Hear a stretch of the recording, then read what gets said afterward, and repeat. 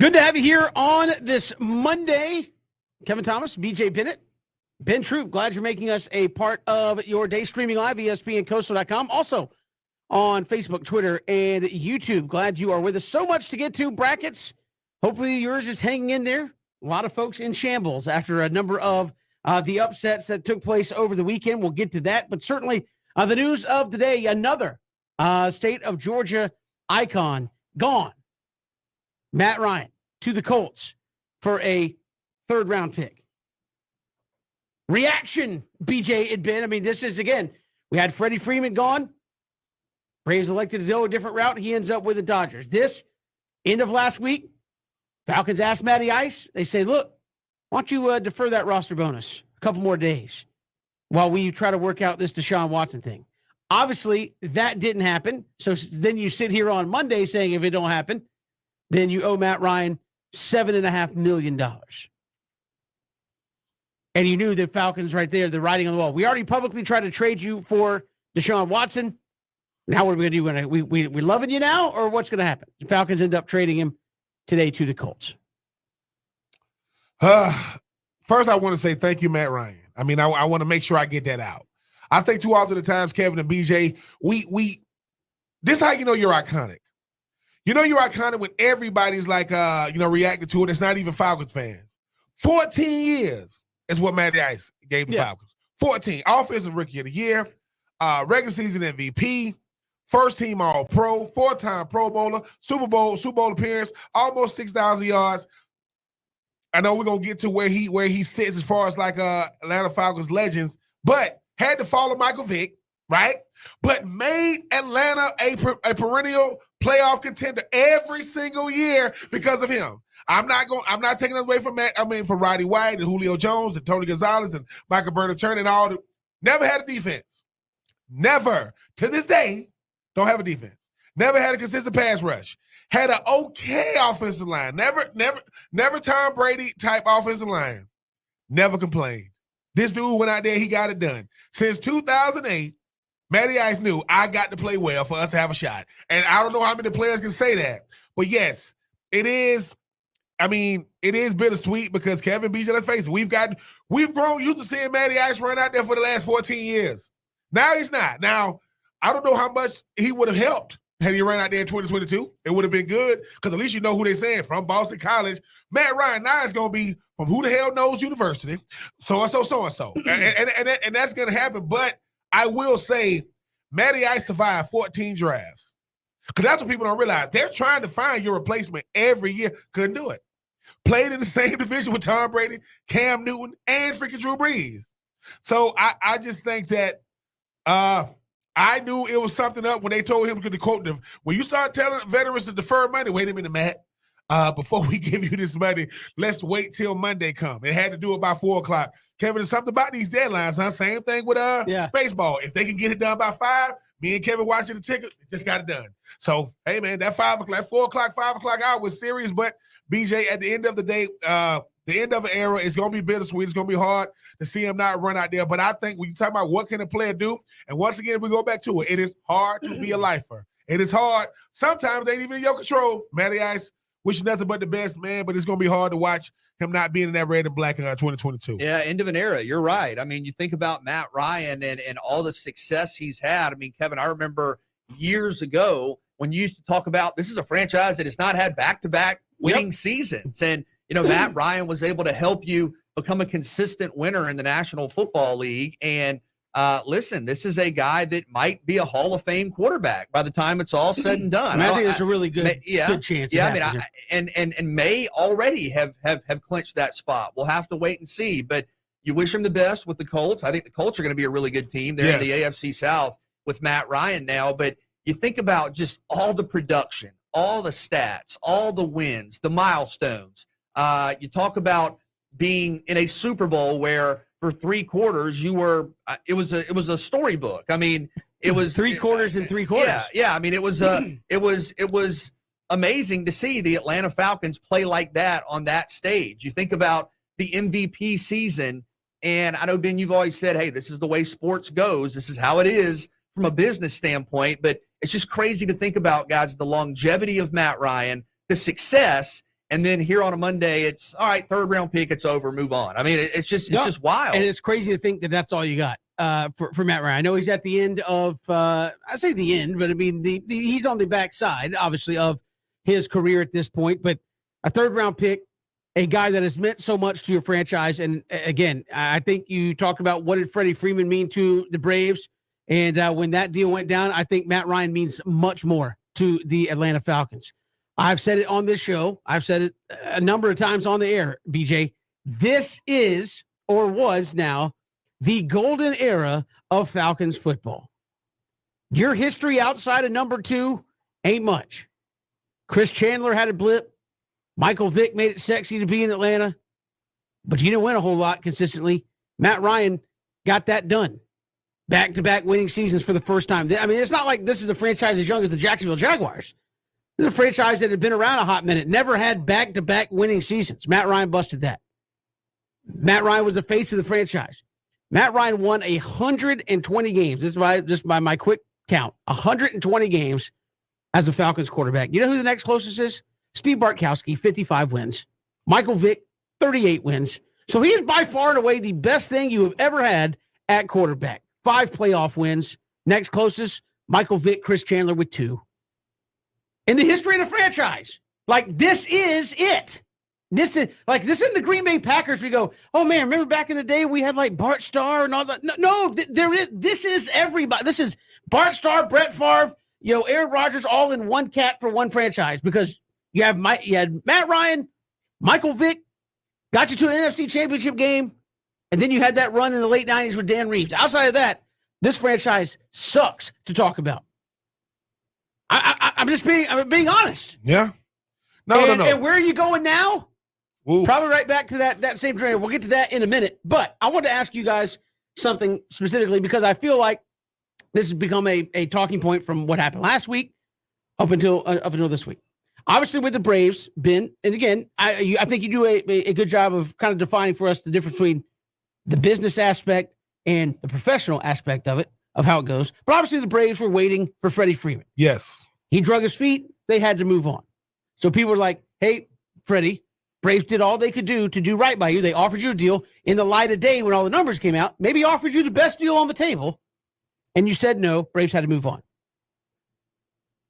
Did the Falcons do Matt Ryan wrong with all the, hey, we're trying to trade for Deshaun, defer some money, this and that, for a guy that has been the face of your franchise, as you said, Ben, for 14 seasons? No, it took Matt Ryan 14 years to finally really be involved in the business. No, because the thing is, right? When's the last? How many teams can say they got a quarterback that they drafted and gave him 8 years? Give him 5. They don't give him 10. They definitely give him 14. No, Matt Ryan just realized how important he is in his franchise. They're saying, if we're going to move on from Matty Ice, we want to go to somebody like Deshaun who can keep us out of the dark ages. They don't want to go back. You talk about it. We don't want to go back. These guys got new facilities now, chefs, leather seats. It's nice. Florida Branch is nice. By the time I got to the Bucs, all I heard was, man, if you could see how these old facilities look, winning brings about a lot of stuff. So if I'm Matty Ice, man, I'm saying, oh, okay, I'm that type of player, right? Like, the Browns just came out of nowhere and ended up getting Deshaun, but if I'm Matty Ice, I'm saying, wait a minute now, man, if I'm Terry Fontenot, it ain't his money. That's a lot of M's next to your name, right? Yeah, that's appreciation. Gave you a lot of M's. We gave you so many. We're in shambles right now because of the last contract they gave Matty Ice. People kept saying, that's a lot of money, dude. And it's backloaded. They give him a bunch of money, but now you're talking about $40 million, $50 million towards the cap. No, they didn't do him wrong, because the greatest thing you can do is be sent to a team that's a contender. That's the greatest thing a team can do. That's what I was going to say. He's going to a team that's a contender, right? We don't want to see Matty Ice go. Listen, we are Matty Ice defenders. The people that's talking trash about Matty Ice, who your quarterback? What your quarterback do? I bet you he ain't going to give you no Matty Ice numbers. So they didn't do him wrong. They could have sent him somewhere to just go out there. No, he's going to go and possibly make it's going to be rough to make the playoffs and win in this AFC this year. But no, they didn't do it wrong, Kevin and BJ. I just think at the end of the day, most guys realize the business from day one. It took this guys 14 years to do it. And, you know, if the worst they ever told him was, hey, man, we're going to give you that check for $7.5 million, I ain't counting his money. But no, they didn't do him wrong, man. If you was in the same talks with Deshaun Watson's going to be the reason why Baker Mayfield. Right now, Matty Ice has a job. Baker Mayfield does not. Think about that. Baker Mayfield got to find somebody to play with next year, but no, they did not do him wrong. Yeah, I mean, if you're being honest about where the Falcons are, even with Matt Ryan, you probably were not going to be a big picture contender. I mean, whether it's the playoffs, however you define that, there are just too many roster holes. I mean, Kevin, weren't you saying in the show meeting right now they only have one wide receiver, literally, in terms of their roster? So if Matt Ryan would have stayed, you probably weren't winning many big games in terms of impacting the postseason, making a run, whatever. Now at 36, 37, however old he is, a couple of years left. I agree. I don't think he's done. I think he's still got some good years left, but he's playing on a team that should have been in the playoffs last year. I mean, the Colts, all they had to do was beat Jacksonville, beat the Jaguars in Jacksonville. They'd have been in the playoffs last week of the season, and that's a really good roster. I mean, you think about Darius Leonard, you think about Quentin Nelson, you think about Jonathan Taylor, you think about Pittman. I mean, it's a really good roster that the Colts have, and you're in a division where Houston and Jacksonville probably aren't going to be contenders. We'll see with Tennessee, but I think in terms of did they do him wrong, Matt Ryan is now in a place where he's probably much more likely, we're being honest, to make a run at a Super Bowl here at the end of his career. Again, I'm just interested to see kind of the fallout of that, where it's like, hey, you kind of let your franchise guy dangle out there while you were trying to work a potential deal to get Deshaun Watson. And again, at the end of the day, that didn't work. I again wish him nothing of the best, as Steve Gibbons telling us there on Facebook. Hey, it's at the end of the day, it's the end of the Matt Ryan era, and I hope people appreciate it, Steve. That's what I hope. Because again, if you have been in this state and you have followed Falcons football, the history of the Atlanta Falcons can be written in about 2 chapters. That's it. Got a lot of fights back in the day trying to defend the Falcons, but but again, you look at, and I know it's not all one guy. Yes, but as you said, Ben, the Matt Ryan of the Atlanta Falcons made the franchise a winner, made people believe the franchise was a winner, turned guys like Roddy White and folks like that into all pros. Yes. And you haven't seen that a lot. So, I hope people appreciate that, because there have been some dark days.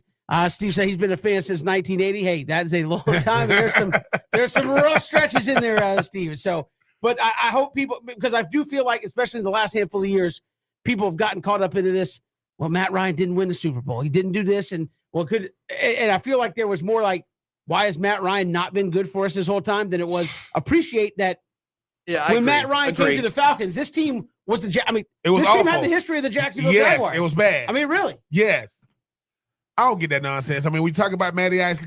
There's a common theme in sports. In football, definitely. If you got a quarterback that's there for over 10 years, look at the stability of a team. Look at Pittsburgh. Look at Kansas City. Look at what's going on now, with Tampa Bay. Look at Green Bay. When you got the same quarterback there for years, you can build around him. Matty Ice, like I said, he will be missed. I mean, there was a lot of jokes going around, but it wasn't his fault. He had to live in the shadow of Michael Vick until he got that thing right. Got it right. We'll see what happens. But Matty Ice, man, congratulations on a hell of a career, man. And hopefully you don't win the Super Bowl with the Colts, because that's gonna really tick me off if you do go up there though. And he's going from a dome to a dome, which is another thing that definitely looked out for him too as well. Absolutely. Steve, for one more time, he said, if you never leave your bad girlfriend, you never find a good wife. Matt Ryan's not a bad girlfriend now, or unless you're talking about the Falcons or the bad girlfriend. And the problem with that is wives are hard to find. We're talking quarterbacks. Good wives are hard to find. You better say it to the rap terms. How many? I mean, look no further than right down the road. How many bad wives have Jacksonville Jaguars had trying to find a good wife? Oh my God! And that's not just a story for them. That is all over the league. So again, tough to say bye to Matt Ryan, but the Falcons did that today, trading him to the Colts for a 3rd-round pick. So where do they go? What is next for the Atlanta Falcons? We'll hit on that when we return. It's 3 and Out all across the Southern Pigskin Radio Network.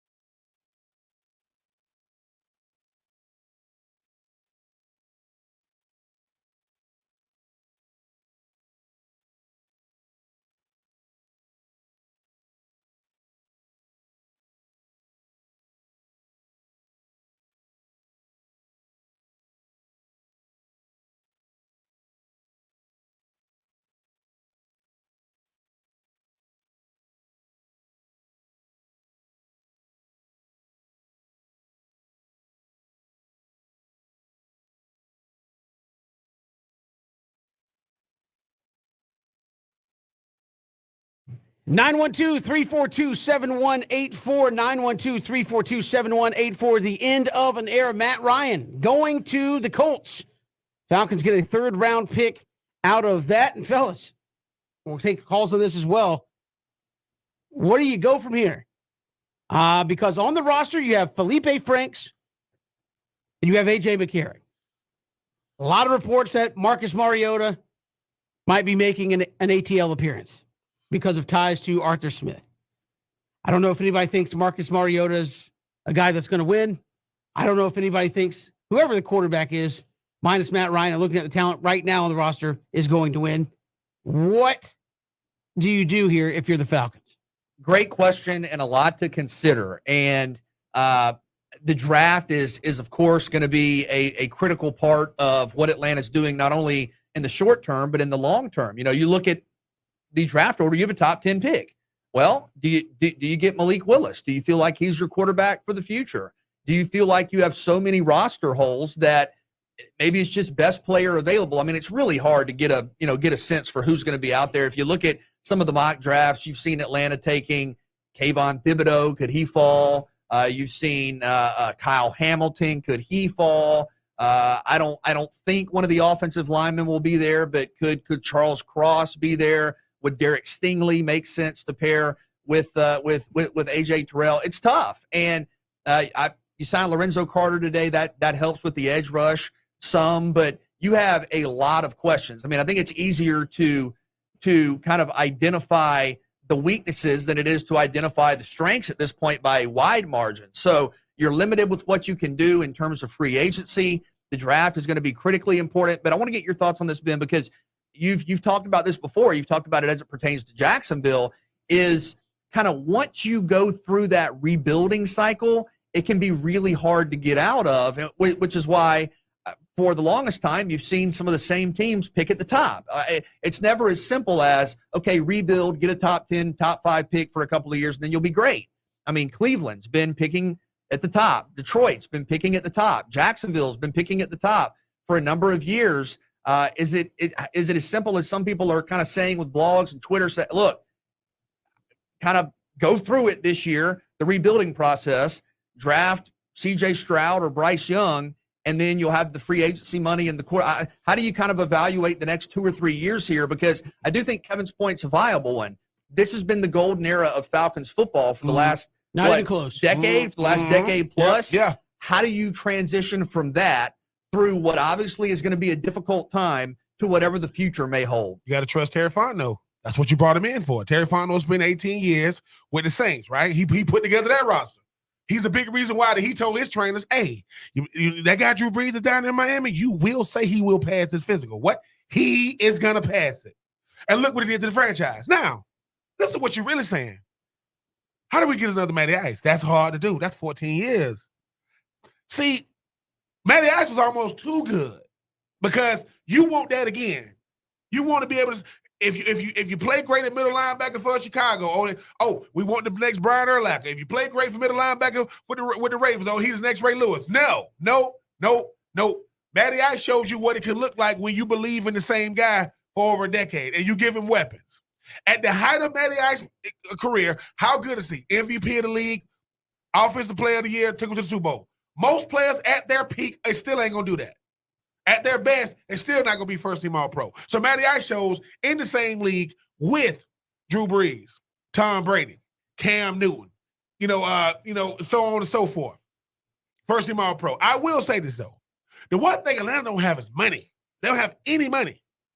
2023, back up the truck. They're going to have a lot of money to spend. So now good teams have two things in common. They draft well and they do well in free agency. That's the only way you're going to win. That's the only way you're going to win in the National Football League consistently.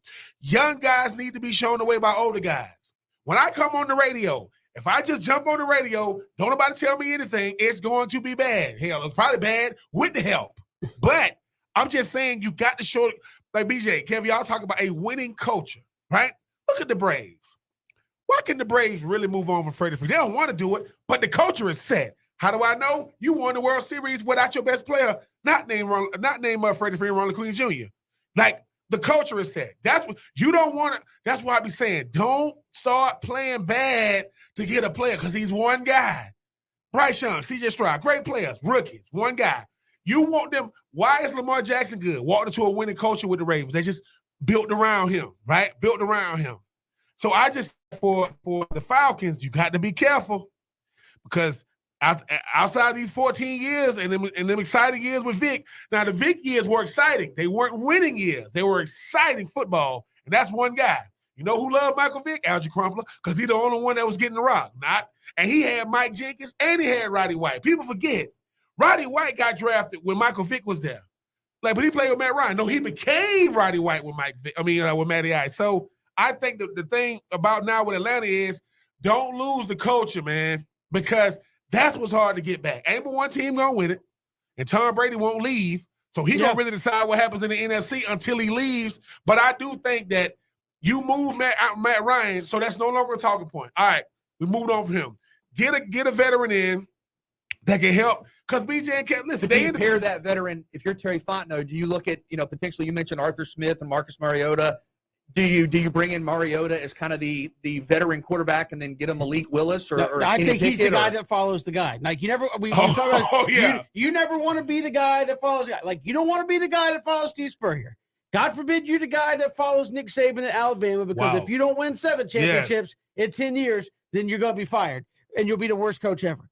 But I think if you are Marcus Mariota, hey, Marcus, we really don't care if you stink right now. Just go out there and we're giving you a chance to play, NFL football. Are you going to be the long-term quarterback? Absolutely not. But I think if you evaluate it now, then are you that? Don't fall in love with somebody in the draft. As you evaluate it, is Kenny Pickett or Malik Willis a guy that you see building your team around? Or is it C.J. Stroud, a Bryce Young, whoever else is out there? Can I say this though, real quick? What if you have the 3rd pick next year or the 4th pick? You'll still be able to get one of those guys. But I mean, they go 1 and 2. I think it's really hard to plan. Picking in the top 3, but it's really hard to plan for a quarterback. I understand 14 months from now. My point is this: is next year's class by all accounts a little deeper than this year's class? I look at this year's class and say, why are you drafting a quarterback? It isn't to win. Not right now. Nope. Right? Because I got Malik Willis. He's coming in I spent my number 1 pick in the draft. Congratulations, Malik. You're number 8 overall. Guess what? You don't have a secondary option at wide receiver to throw the ball to right now. You might not have a primary defense target. Stinks. Yeah. We just lost our leading tackler. So we're going to need you to win to ball out just so we can stay in games. Oh, and by the way, our offensive line is a little suspect across the board. Like, we can get it done some of the time, but maybe even most of the time. One player fixes all those. I understand that. Issues. So my point being, you have a number of picks in this year's draft. It is, by all accounts, outside of quarterback, a very deep talent draft. Like, people are saying you can get number 1 talent, first-round talent, in the 2nd round. It is that deep. Fill out the roster and don't David Carr whoever the next quarterback is. I mean, again, a lot of people said David Carr could have been a great quarterback. He went to Houston, who gave him Tony Baselli at the end of his career, and that's about it, and said, go get him, big fella. And he got beat up and didn't make it. Mm-hmm. So I can get Malik Willis all I want. And I can run him out there. And in 2 years, he's going to be beat up and we'll be going, boy, we need another quarterback. Get the team around the quarterback, then go get the quarterback. You want somebody to get beat up? Sorry, Marcus Mariota. Let Marcus Mariota get beat up. Let Felipe Franks get beat up. Then go draft a quarterback that you can keep upright. Because Matt Ryan was one of the most hit quarterbacks in the league last year. Do you look at Jacksonville and Trevor Lawrence last year as an example of maybe having that rookie quarterback struggle through year 1? With all due respect, do you see a Trevor Lawrence type talent in this year's draft? No, I understand that. I'm just saying, I know a lot of people said, hey, year 1 was tough on Trevor Lawrence because the roster wasn't very good around him. I think year 1 was tough on Trevor Lawrence because who his head coach was. See, the whole thing about it is when you look at the fact, you got to have stability at the head coaching position. You got to have stability at the GM position. The GM and the head coach got to work together because the GM puts the roster together that the coach has to go out there and put on the field. If you are Atlanta, do not get no rookie quarterback because he is going to play. No matter who he is, he's going to play. They're going to be like, put him in. Especially in the first round. Exactly. Yeah. So you get a Marcus Mariota. This is why you really get Mariota. You got to get a guy that's known that what Arthur Smith can do to get him. Say, hey man, just get a guy some Y'all time. wouldn't go quarterback. You wouldn't go quarterback. I wouldn't go quarterback, BJ, because they're going to be bad. Like, this is the thing. If you bring me, why don't Cleveland quarterbacks really work? Because they beat up so bad that by the time you get a roster around, well, dude, I'm seeing ghosts. I'm getting hit so much. The thing about Terry Fontenot is trust him. Look at New Orleans. He was there for 18 years. He knows how to do it. And don't always think that your quarterback's gonna come from the draft. Some of these franchise QBs. I mean, everybody thought Baker Mayfield was gonna be in Cleveland. Kyler Murray, we don't know how he's gonna be doing in the offseason, right? There are gonna be guys around the league that just fit. And Matty, I just showed you. Sometimes you just make too much money. You got to move on. So I do think that 2022, you don't go quarterback. Because if you throw anybody out there with this team, it's going to be, I don't care who it is. And for those you say Tom Brady can't win with this roster.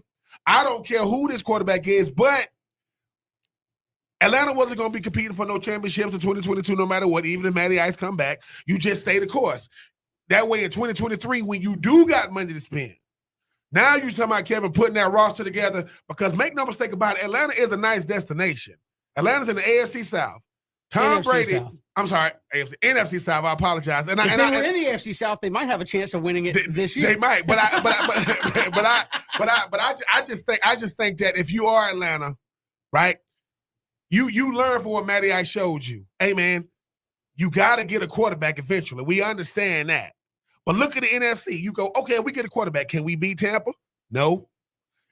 Do we have a better roster? The best roster in the NFC South ain't even Tampa. It's freaking Carolina. Yeah, and I mean, to Kevin's point about the depth of the draft, I just think it's something you have to consider. Consider all options. You have to consider it, BJ.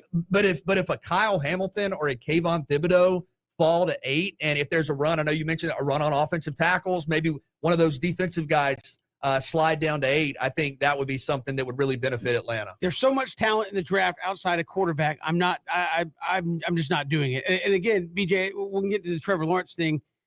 In the past, I think that's different from Trevor Lawrence, generational type quarterback. There's not one of those in this draft where everybody's like, he is the guy. Like people think Malik Willis could be good. People think, Kenny Pickett could be all right. But everybody knew Trevor Lawrence was going to be a pro quarterback. Yeah. From the moment he showed up at Clemson, it's like, hey, he's a prototype. Yeah. There's nobody like that in this draft, so I'm not wasting a pick on it. I'm not gonna, not with a team this bad. Oh no, everybody on the 2022 Atlanta Falcons, you're gonna have to contribute. Everybody going to play. So look at his point, the Jags. So they get the generational quarterback, and then what have they spent all their money on? Offensive linemen, wide receivers, making sure the middle of their defense is better so they can get off the field. Atlanta's not doing that. Why? Because they don't have a quarterback to do it. I'm like, there's nobody out there. Build the team now. Do it the opposite of the Jags. Build the team now. Slide a quarterback who you believe in there. I don't see a guy in this draft as being one of those guys. Just the way I'm seeing this draft right now from folks we've had on. We've got more to come here on 3 and Out. Certainly the Jags have been in the news. Urban Meyer's a awful NFL head coach, but we knew that already. But just kind of getting more confirmation of that. Matt Ryan in a Colts uniform. Going to look a little strange there as well. Drew DeArmond will talk a little college football here on the show today as well. Drew DeArmond will talk spring practice there in Alabama. And Dane Young, spring practice in Athens for the Georgia Bulldogs underway as well. Both those gentlemen will join us in hour 2. And Michael Turner, former Falcons All-Pro running back, played there with Matt Ryan, going to join us top of the final hour. It is 3 and Out on the Southern Pigskin Radio Network.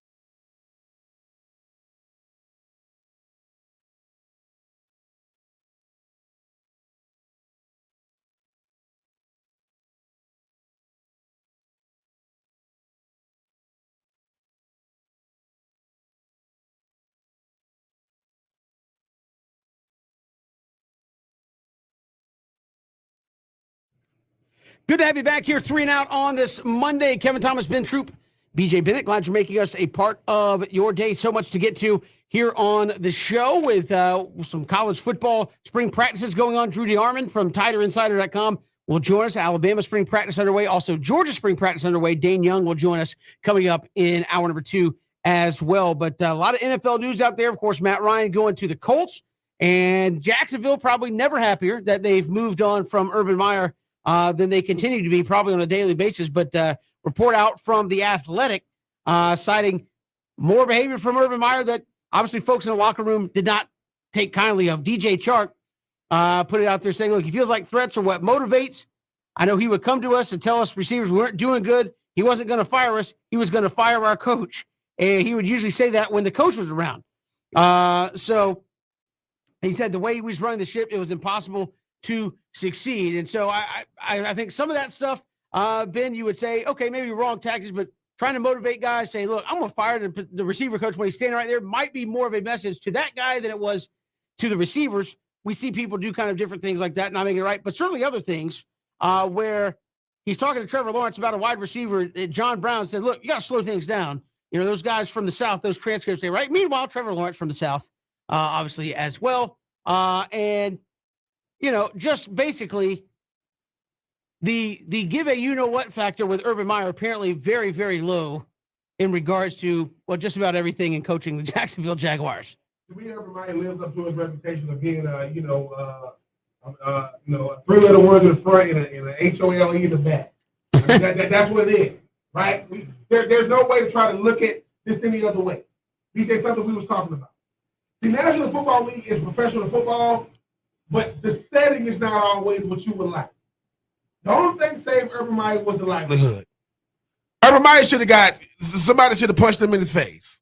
If we're just being honest, Trevor, slow it down. These boys from the South. What the heck? What? Like, just say Trevor Lawrence wasn't from the South. What are you implying? They don't really get the what? No, I was good enough to make it to the national. Everybody on the roster, even a rookie, is more established than Urban Meyer. My talent got me here. Your reputation got you here. And the only reason why you did it because Shah Khan thought, oh man, University of Florida, 45 minutes down the road, you're gonna sell some tickets. No. You hired Chris Doyle. You brought in Tim Tebow. You're telling people, you guys couldn't even get a job at $15 an hour. I know that's why I'm in the NFL. Making hundreds of thousands of dollars and millions of dollars. And I think the thing about Urban Meyer, I said this, losing going to show you who you are way more than winning ever will. And he never lost. Now he's losing, and look at what he does. It's everybody's fault but mine. You the one brought in Tim Tebow? Yeah, but I cut him too. So didn't make it a full season, right? Blame all the coaches, telling the coaches, hey man, show me your credentials. What? You hired me. You know my credentials. Telling coaches, I'm not going to fire y'all because I can't. I'm going to fire your coach. You guys, and then you got DJ Chark, who, I could be wrong. I ain't never heard DJ Chark say anything as a player to go out and handle his business. When people ask, why do organizations struggle? It's something from within every single time. If you are Trevor Lawrence, you don't even know what the NFL is yet. This is what you had to deal with. You had to deal with this nonsense. A coach that throws temper tantrums because we didn't beat Houston. Dude, you were the number one pick in the draft for a reason. You had the worst team in football, record-wise in 2020. So I just think seeing stuff like this, I applaud every player on that team because you notice the players never said anything about him until this report came out. They didn't say anything about Urban Meyer because you got to protect. Listen, man, when people listen, old beast mode, you got to protect your chicken. This is how you protect your chicken. You don't say anything. But this isn't borderline. This is all the way disrespect. There isn't an environment in life that you're gonna be beneficial in with the quote, face of the franchise acting like this. Urban Meyer is a front runner. Urban Meyer got mad because he didn't lose, because he lost, and he wanted to blame everybody but himself. Only thing saved Urban, I'm telling you, if Urban Meyer was a D3, coach, trying to, and with a bunch of guys that's on academic scholarship. We'd have got the hell knocked out of him. Urban Meyer, man, I would love to say, when I saw it, I said, this is shocking. I would have never thought Urban Meyer would have did it. Man, please. We act as if Urban Meyer shows us from Cincinnati, after the Cincinnati game, Florida, Ohio State. He seems to be showing you that he got a problem with things don't go his way and it's everybody's fault but his. So I wish better for these players. I'm happy that they got rid of him, but I'm sorry, man. But Urban Meyer didn't even make it a full year in the National Football League. Yeah, you hate the guys had to deal with that. Just totally disrespectful, as you said. And in that story, in addition to the quotes you guys cited from the Athletic, quote, the most toxic environment I've ever been a part of. A veteran member of the football operations staff told the Athletic, quote, by far not even close. But yeah, just unacceptable stuff. I mean, just a disaster all the way around. Just a total disaster with Urban Meyer. And Ben, it's like you said, you would like to be surprised and say, but I mean, you see this, it's just adds on. It's just more of the same, but an absolute disaster and just totally disrespectful, unacceptable stuff from Urban Meyer, and set the Jaguars back.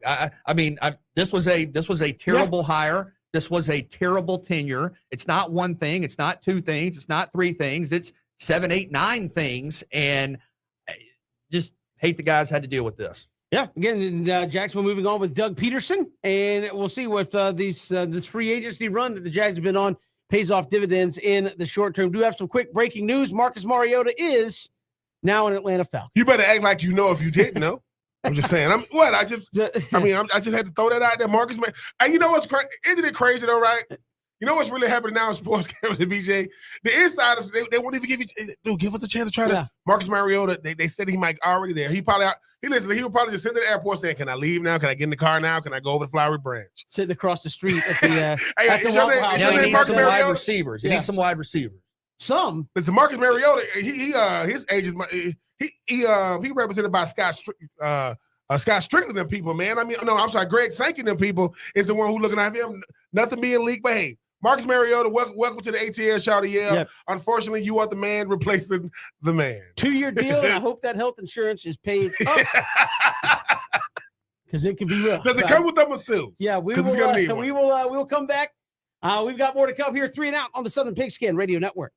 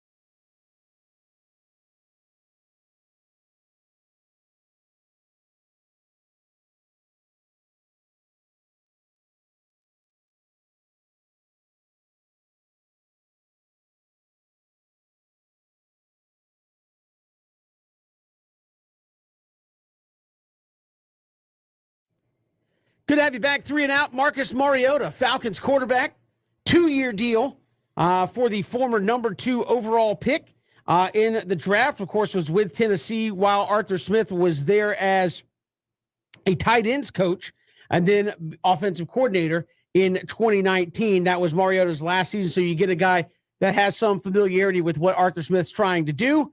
In returns of replacing Matt Ryan, obviously 2-year deal. This would be a stopgap guy, right? I mean, sorry, Marcus Mariota, you are here to take the brunt of the punishment because you're walking into a team that has no proven record official running back. I mean, Mike Davis is still there, but he got outperformed by a hybrid running back wide receiver. You have one official kind of known wide receiver commodity on the depth chart, and your offensive line is still kind of a work in progress. I mean, he is stepping into a tough spot here. Well, I think he gives you a veteran presence that can kind of stabilize things and knows what it takes to be successful in this league. I know most recently was a backup with the Raiders, but has been around, has played, has been in the postseason, so has had some success. But, Ben, I mean, I think right now, like Kevin said, when you look at a roster where you don't have wide receivers, your offensive line is in flux, defensively you still have a lot of questions. I think you're looking to Marcus Mariota to not only be maybe a bridge quarterback to whoever you draft in the future, but to also kind of help give you some just leadership and experience on what's going to be a very young and maybe even kind of unfamiliar with each other team in terms of guys not having played with each other for a couple of years. I think you're hoping Mariota, with what he's done in the league, again, having been around, can help limit some of the volatility. Yeah, and you hope Marcus Mariota, people need to understand too, this is a chance to start again. I mean, as you mentioned, Kevin, the number 2 overall pick, who was the number 1 pick in that draft? That would be Jameis Winston, who just signed a 2-year deal today in the same division with the Saints. So that's why I be saying too, you think they're gonna tell Marcus, listen, man, we signed you, man, but go out there and, don't do too much. No.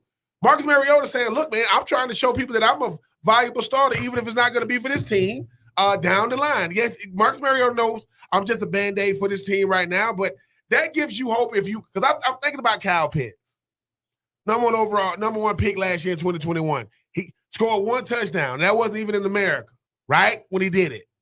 He wants to know that, look, man, y'all believe in me too. Because you believe in the team by showing what type of quarterback you get when the guy is gone. And, you start adding, they're going to add a couple of pieces. But we'll see what happens. But I think a great pickup by getting Marcus Mariota. Because number 2, Arthur Smith, he can speak on behalf of Arthur Smith and say, look, man, this is a guy worth believing in as well. Because up until now, Kevin and BJ, we don't know what to make of Arthur Smith as well, especially because of 2021.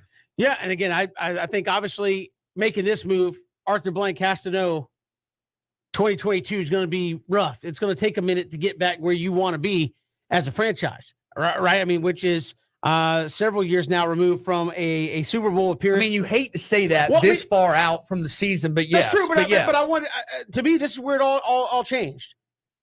Was a week or so ago when one Tom Brady said, I'm coming back. Yep. Because up until that point, Ben and I were on the day before it happened, said, hey, if you're the Falcons, you're looking around going, no Tom Brady. New Orleans is in shambles. Carolina, unless they do something major at quarterback, doesn't really concern you. Even with all your problems, you have the best quarterback in the division, and you still got a chance. Do you go for it? And I think that's why you held on to Matt Ryan, and then Tom Brady comes back. You lost out on the Deshaun Watson sweepstakes, and it became readily apparent, like, look, we're going to beat our heads in the dirt on this thing. We had to make a move, and you move on from Matt Ryan. And when you make that decision, then you take a broader step back at the roster and go, boy, without number 2 out there, everybody else suddenly looks a whole lot worse on paper as far as what we think we got there. So I think a lot of it started to do with Tom Brady coming back, and you kind of reevaluated and said, okay, TB12 is back. Maybe we ain't going for it as much as we thought we were. It's definitely a battle for second. You just want to make sure that because you don't want to be last in the division, even though I do think the Atlanta roster is whatever you want to call it. Cordell Patterson, we need you to play wide receiver and running back again this year, but we need 1,000 to kind of I think he put out a tweet saying he's loosening the arm up. So, I mean, who knows? We may have to get to that point. We got more to come. Take 3 around the corner. Drew DeArmond, Dane Young. Next hour, talking spring practice here on 3 and Out.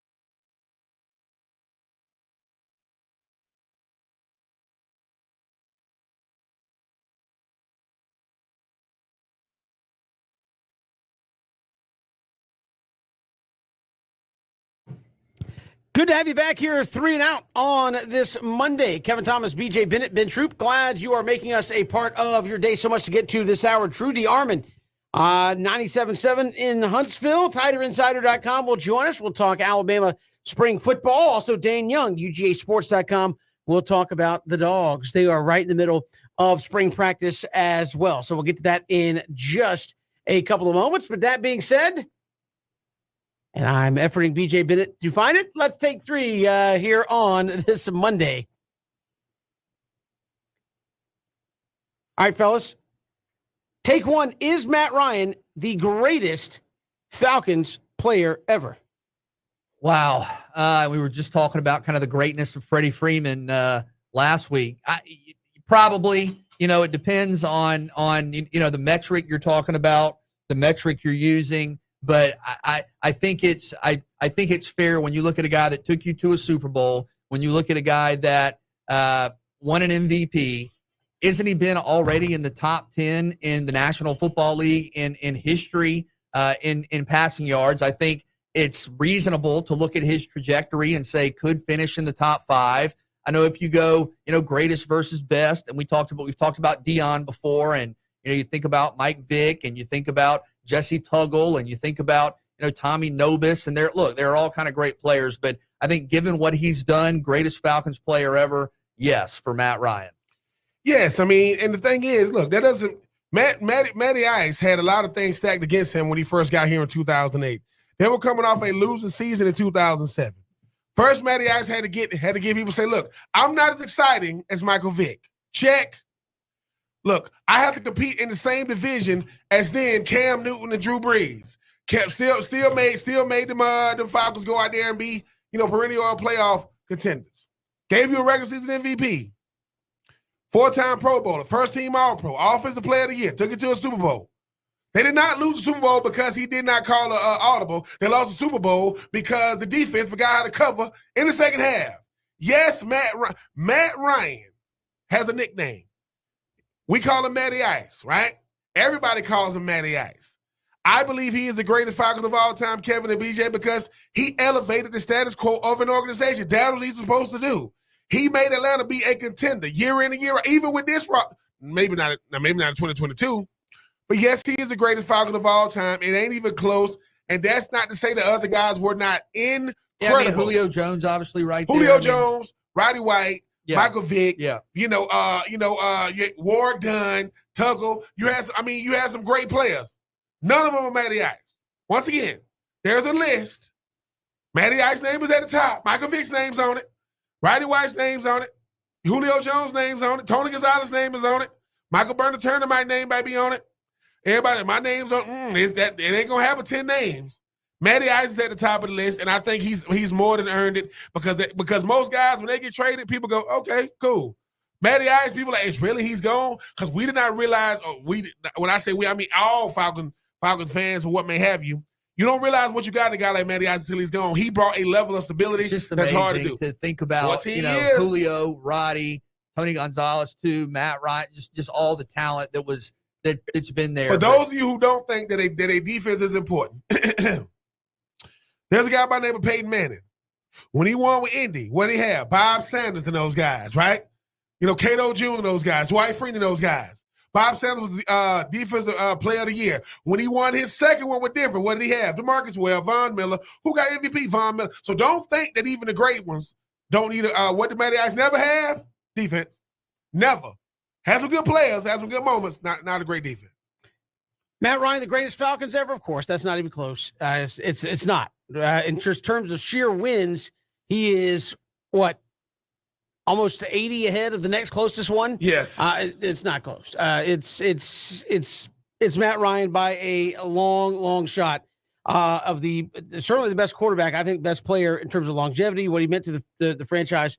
It's Matt Ryan. Take 2, how good can the Colts now be now that they have Matt Ryan? I mean, they're in a very, very winnable division.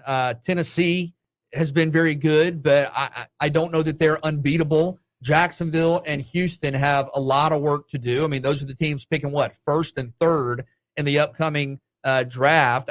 I think your roster was really good before adding Matt Ryan. That's why people were surprised, frustrated, confused that the Colts didn't make the playoffs last year. And all you had to do, as we mentioned, was beat Jacksonville, and you're in the playoffs. And I believe Pittsburgh would not have been in. But I think when you look back and review the Colts from a year ago, what might have cost them was the inconsistency of Carson Wentz at quarterback. And you're really good on both sides of the line of scrimmage. You have one of the best running backs in the National Football League. You have one of the best linebackers in the National Football League. I think you add Matt Ryan, who has been a lock for 4,000 yards, roughly. You expect that production and proficiency to continue. I think he and Pittman will have a very productive kind of relationship out on the perimeter. I think the Colts can be a team that expects to get into the playoffs and win in the playoffs. Now, that AFC is serious. I'm not talking about the AFC South. I'm talking about once you get into the playoffs. But I think the Colts should feel like they are probably the favorite in the AFC South, and I think they should feel like once they get in, they can win. Now, to make the Super Bowl out of that conference, good grief. But this was already a good team, already a good roster, and you just added one of the better quarterbacks in the league. I think you feel like you should be in the playoffs. Yes, they could be really, really good. I mean, BJ, T.Y. Hilton, Michael Pittman Jr., Eric Fisher, former number 1 overall pick at the left tackle position. You talk about Jonathan Taylor. I mean, you talk about, but this defense. I mean, when you start going, Matty Ice got a running game. When you got a running game, he's really, really good. You go to defense, Quiddy Pay. I mean, DeForest Buckner, Unique Ndakwe. I mean, he's on another team again. I mean, you're talking about Darius Leonard. Listen, the number 1 slot corner in the league, Kenny Moore II, Xavier Rhodes. They got some players. Carson Wentz is out of town because Carson Wentz, they get it done. You don't think they like veterans? Phillip Rivers went there 1 year, took them to the playoffs. Carson Wentz, they realized Carson Wentz is who we thought he was coming from Philly. Now he's with the Commanders, and that would be in Washington. Matty Ice makes this team really, really good because we talk about that 59,000 career yards. He's going to be, I think he's like number 8 right now. He's going to be in maybe top 4, top 5 because he got 2 solid years left, and he has a bunch of youth around him. He has a running game. Jonathan Taylor, number 1 running back in the league last year. I know that Derrick Henry going to have something to say about it 2022, but as far as numbers go, got best running game. Quentin Nelson. He got a guard in front of him and say, Matty Ice, if it's up to me, ain't nobody going to touch you.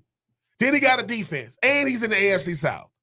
Matty Ice going to wreck. He going to hurt people because Michael Pittman Jr., I mean, he's a young up-and-coming star. T.Y. Hilton still getting it done. It ain't vintage Colts with, Reggie Wayne and Marvin Harrison and Dallas Clark, but those guys can go out there and get it done. So, yes, Matty Ice makes – I don't like to say it because they're in the AFC South, but, yes, he makes the Colts a big-time contender. Yeah, I agree. I think, obviously, right now you're just dealing with Tennessee unless Jacksonville makes a precipitous gain here in this season. In the short term, it's you and Tennessee and Jacksonville maybe if they continue to – And it may take a year for Jacksonville. But I'm saying, but we'll see. Jags obviously went out and spent a lot of money. We'll see if they spend it wisely at the end of the day. All right, take 3. Do the Falcons need to draft a QB? Obviously, we didn't know we were going to ask this question that they were going to have Marcus Mariota in the fold. Do you still believe the Falcons should draft a quarterback? Do they need to? I think you're always in the market, right? I mean, especially when you don't have your franchise guy. And who knows? Maybe Marcus Mariota comes in, is great, plays the 2 years, you get an extension, you're better than anticipated. But I think at this point, most people would say you do not have your franchise quarterback. You just moved on from maybe a Hall of Fame quarterback in Matt Ryan. Now, Kevin, to the point you've made, not only today, but over the last couple of months, the pre-draft process, are you absolutely in love with one of these guys? Do you feel like you can draft a Malik Willis or a Kenny Pickett and they can be your quarterback for 10, 12 years? In terms of the punditry, maybe there's not an Andrew Luck or a Trevor Lawrence or, the evaluator saying this guy's going to come in and be a Pro Bowl quarterback for a decade. But I think you're always looking. I think you're always evaluating. I think it's something you're considering. You're picking in the top 10. Normally, when you're picking in the top 10, you're looking tackle, edge rusher, or quarterback. That's normally where you pick. Now, I think you're probably, if you're ranking those 3, putting quarterback 3rd. But I think, Ben, as you've said, you have to trust your scouting, trust your evaluation. Terry Fontenot knows what he's doing, knows that he has to rebuild this roster. I don't think you have to answer the question, no. I don't think it's as simple as you got rid of Matt Ryan, you have to draft a quarterback. But I do think you're looking around. Now, who's to say, I mean, what if a Sam Howell, I don't think Pickett or Willis, what if a Sam Howell or a Matt Corral is there in the second round? Keep in mind, just because you draft a quarterback doesn't mean you drafted a quarterback in the first round. The Bucs, after winning the Super Bowl, drafted Kyle Trask in the second round with the first pick of the second round. So could a quarterback slide to the second round? Maybe. I think that would be something that would have to have your attention, but I don't think you have to. No. No, I don't think you have to. I do think I think you make a good point, BJ. If you talk about later on in second, maybe third round, maybe. But the thing is, you draft the quarterback now because you're building a team around him. There is no team around him. So if you get one now, what does he have to throw to? What? So you don't. A big thing when it comes to sports, it doesn't matter what the sport is confidence. You do not want to kill the when you got first round picks. They give them extra motivation. Oh, good, that's a good throw. That was not. They're trying to build his confidence. That's nice. You hear that all the time. Oh my man, listen, the way you got that thing in there, like right there, third down, man, that's beautiful. That's why we brought you here. And when you a fifth round pick, you get what was that? What in the so I know they do not have to draft a quarterback. You just got Marcus Mariota. You still got A.J. McCarron. Didn't even know A.J. McCarron was still in the league. And you still got Felipe Franks. So you got a guy, Felipe, who still hasn't played. I got A.J. who knows how to do a good fill-in. So you got the guys on your roster. Because Kevin and B.J., whether he goes first round or in second, as soon as Marcus Mariota do something crazy, put the young guy in. Why? Just to have a change of pace? I was there in 2006 when we drafted Vince Young.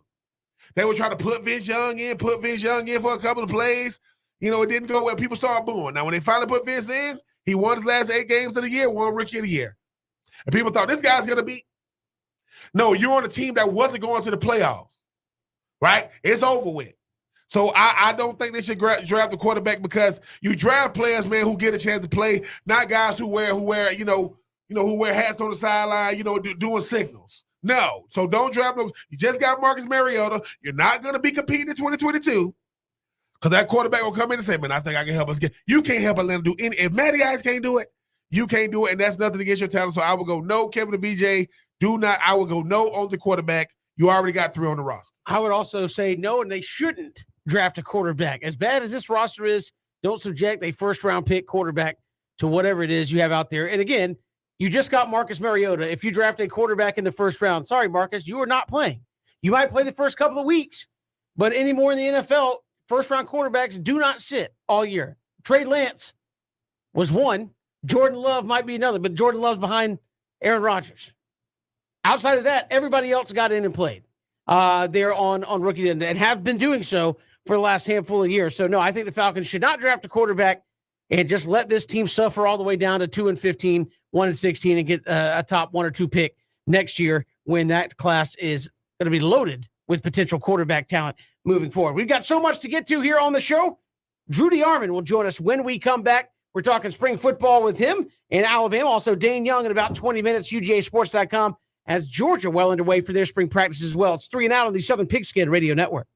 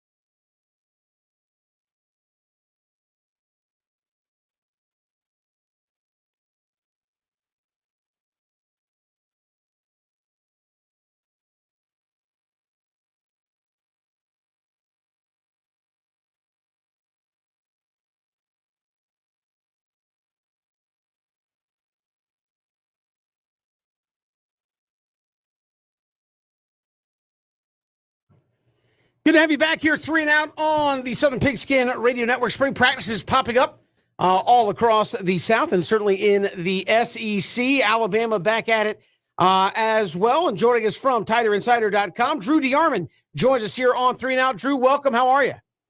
Good, guys. How you doing this afternoon? Doing fantastic. And I know from the last time we saw Alabama, it was in the national championship game against Georgia.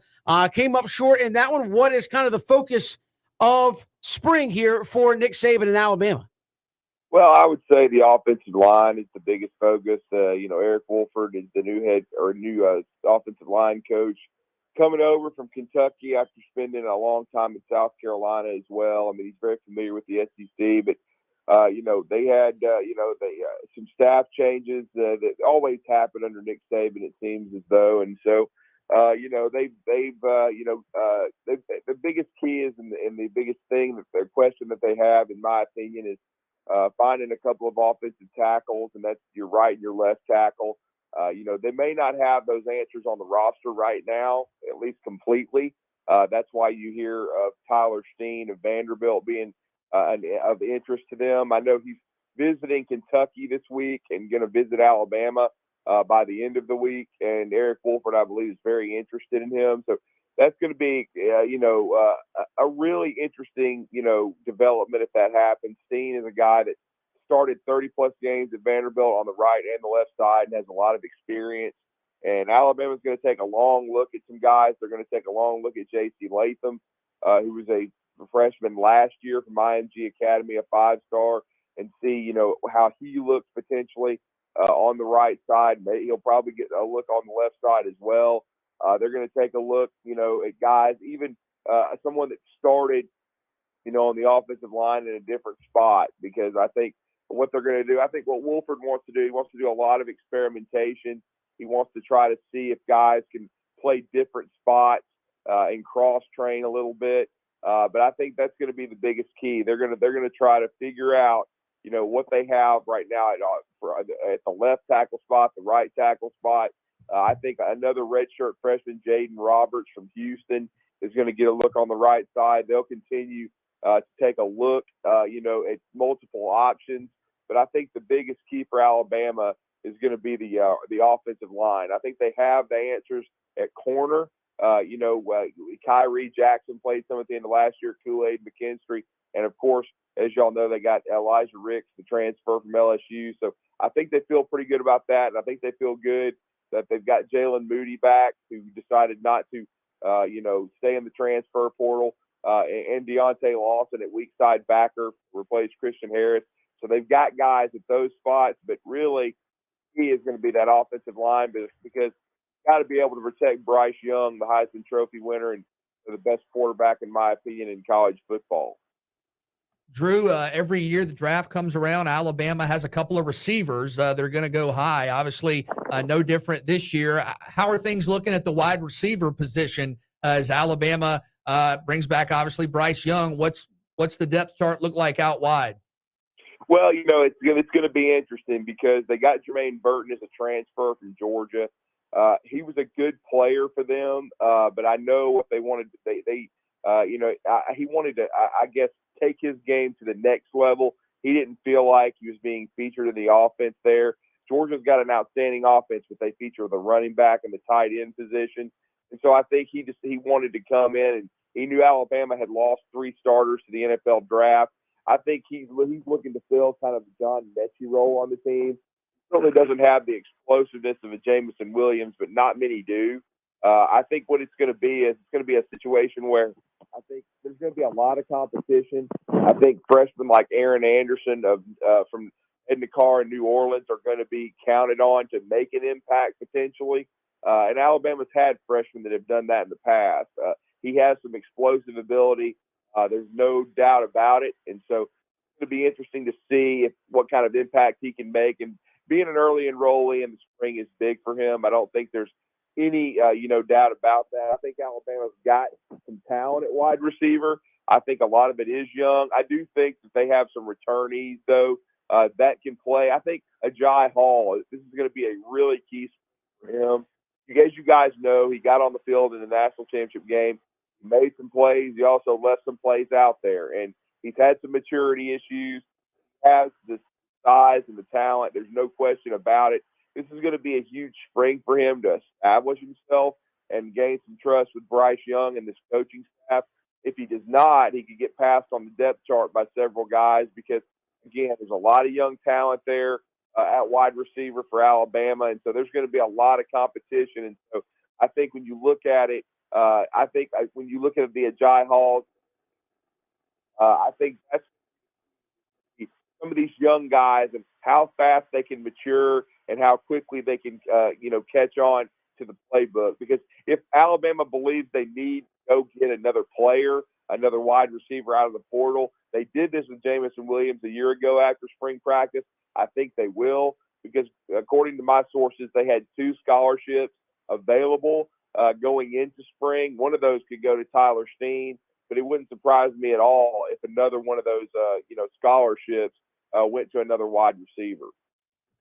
Drew, going to the other side of the ball, the headline is obviously going to be Will Anderson, the rightfully so, leading college football last year in sacks with 17.5, but Dallas Turner on the other side of him is going to be big time. How special are these linebackers going to be, even though it's going to be headlined by Will Anderson? Well, I think it can be their best all-around linebacker core, of the Nick Saban era. I know that's saying a lot. I was asked this question by someone, that's connected in football just a few days ago. And really, I guess the two best outside linebackers is a tandem, I think, in the Nick Saban era. You go back to 2016 with Tim Williams and Ryan Anderson. But I think Dallas Turner and Ryan Anderson and Tim Williams. But I think when you go back and you look at these two guys, Dallas Turner and Will Anderson, they can be the best outside linebacker tandem easily. You're talking about a guy in Will Anderson, 17.5 sacks, over 30 tackles for loss. The guy is a tremendous talent, 101 total tackles. So he plays the run, he can rush the passer better than anybody in college football. There's no question about that. And then when you go back and look at Dallas Turner, you're talking about a guy that really started the year as a third-string guy. He was a special teams player, but he took advantage of some unfortunate injuries to Chris Allen, and, of course, Drew Sanders, and then ends up with 8.5 sacks of his own and really came on by the end of the year. So I think you're rock solid right there at the outside linebacker spot. And then Henry To'oTo'o, I don't think he gets enough credit for how well he played the second half of the year. Mike's spot, he's going to be back inside. He had over 107 tackles to lead the team. So he was the leading tackle on the squad. Really good leader as well. And then you've got, as I already mentioned earlier, competition beside him. I like Deontay Lawson a lot. I think he showed some flashes as a young player, but he was behind a guy in Christian Harris who's going to be a pro who played his best football by the end of last season. So if you think about Deontay Lawson and Jalen Moody, I think they'll do just fine next to Henry To'oTo'o. And I think when you think about that as a foursome, I don't think there's a better linebacker group, Ben, than them in college football. And I'll be safe to say, from an outside linebacker perspective, I think both those guys are future first-round picks, and certainly Will is a guy that could go in the top 3 in the 2023 draft. Drew DeArmond joining us here, Tighter Insider. Drew, we talked to a lot of folks around the SEC Media Days time last year who said, hey, if you're going to get Alabama, maybe last year was a good time to do it where they were young in some spots. How deep is this team, and just where are they weak going into to 2022? Well, I think, again, as I said earlier in the conversation, I think where this team it definitely has some questions is along the offensive line because, again, they were, they had a really good player, Evan Neal, one of the best in the country, a first-round draft choice. But as you guys saw, they struggled on the offensive line throughout, especially the right side, throughout much of the process. Now, they've got young players like a Tyler Booker who's going to compete as well, another early enrollee that'll throw his name in the hat, at right tackle. As I was mentioning earlier, Javion Cohen, the left guard, is going to get a look probably at left tackle to see how he, he can compete there. I've heard some good things also about Terence Ferguson from the state of Georgia. He redshirted. He's a guy that, is going to throw himself in the mix at center and guard. Damian George got some experience last year, but, struggled in pass pro. Seth McLaughlin was really a guy that was a key at the end of the year at the center spot. I think he's probably the favorite over Darian Dalcourt, who's a rising senior who's out with an injury this spring. But again, I think if you wanted to ask me what the weakest spot for Alabama is, I would say the offensive line. I still think they have some talent there. And then, running back wise, they got a lot of guys coming off injury, so there's some questions. Jace McClellan was a really good talent. I think it was a much bigger loss than people realized when he went out against Ole Miss last year in September. He won't do a whole lot this spring, but he's coming back from a knee injury. He and Roydell Williams both. And then I think when you look at it, Jahmyr Gibbs is somebody they're really excited about that they got from the portal from Georgia Tech, but we haven't seen him officially yet. So I think there is some question about the running back room as far as experience goes and proven guy. But I still think when you look at it overall, I think that the answers to that test are going to be there as well. I think they have talent. It's just a matter, of getting healthy. And it's much the same as I mentioned earlier with the wide receiver room. I think they have the talent and the ability. It doesn't help them that Ja'Cory Brooks is not going to go through spring. He's recovering from an injury late. But it will give guys like JoJo Earl, Trayshawn Holden, and Kendrick Law. And I also heard some good things about Law in his first practice. He's another freshman from Louisiana that's going to compete for some playing time, potentially early in his Alabama career. Drew DeArmond, Tighter Insider, our guest here on 3 and Out. Drew, appreciate the time. Thanks so much. Thanks, guys. Always appreciate being on with you. I appreciate it. Drew DeArmond giving us the latest there from Tuscaloosa and Alabama as they go through spring practice. We'll step aside. We'll come back. Dane Young, UGAsports.com, the defending national champion Georgia Bulldogs, back at it there in spring practice. We'll get the latest from Dane next here on 3 and Out, Southern Pigskin Radio Network.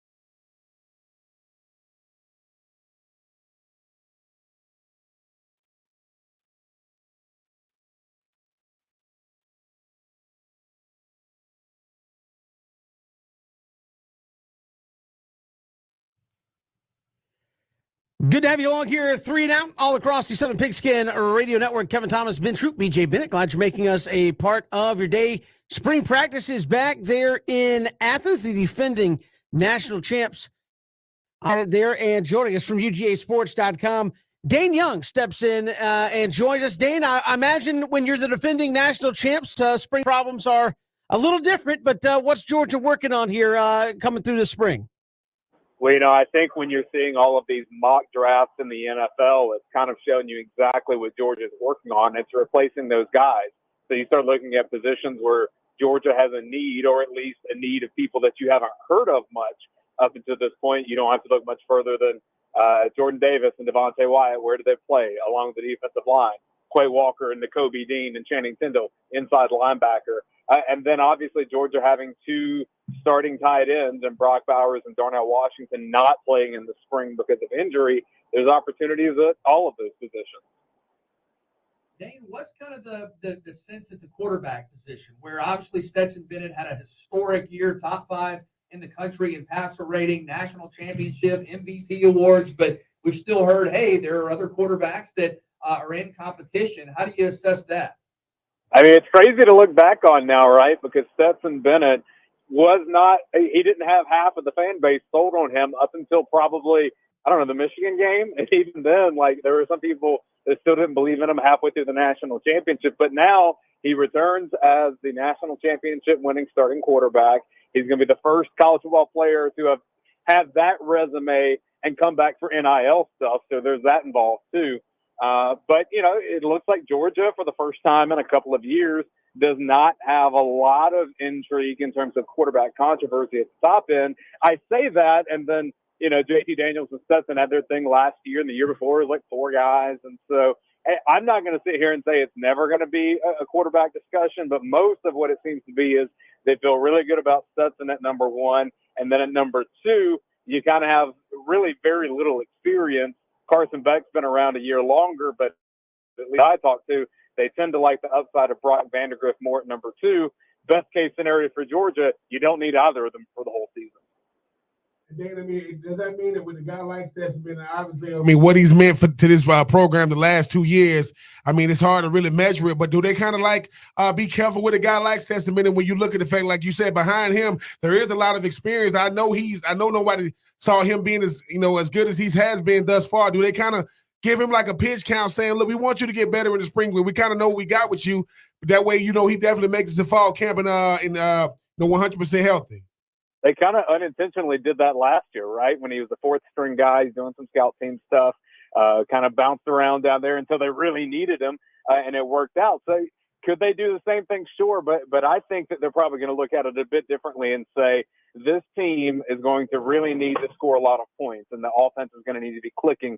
They're not going to be able to have 10-point halves anymore like they did a couple of times, not only with Stetson Bennett, but offense as a whole, just because you're replacing so much on defense. But I don't think you do a pitch count. I think you treat him like he's QB1. I don't think you do any of that stuff. You just try to have as many guys behind him ready as you can. And with that inexperience at quarterback, Kirby Smart said it. He said, we've got 4 quarterbacks. They all have different levels of experience. They all have different needs with their practice here. It's more of an issue of, do we have enough defensive backs and wide receivers to guys that they need? So they're really trying to tweak some things in practice to even get a guy like Gunnar Stockton as many reps as he can get this spring. Dane Young, UGAsports.com. And obviously, Dane, I don't think you can count on the defensive performance you got a season ago. That was otherworldly. Even with the way Georgia has recruited, what are they looking at, from a defensive standpoint? And obviously, do they expect they could be relatively close to something? Obviously, what they did last year was unbelievable. Do they expect there's going to be a huge drop off in terms of just points per game, or do they think they have a crew that can still be amongst the top 10 or so in the country?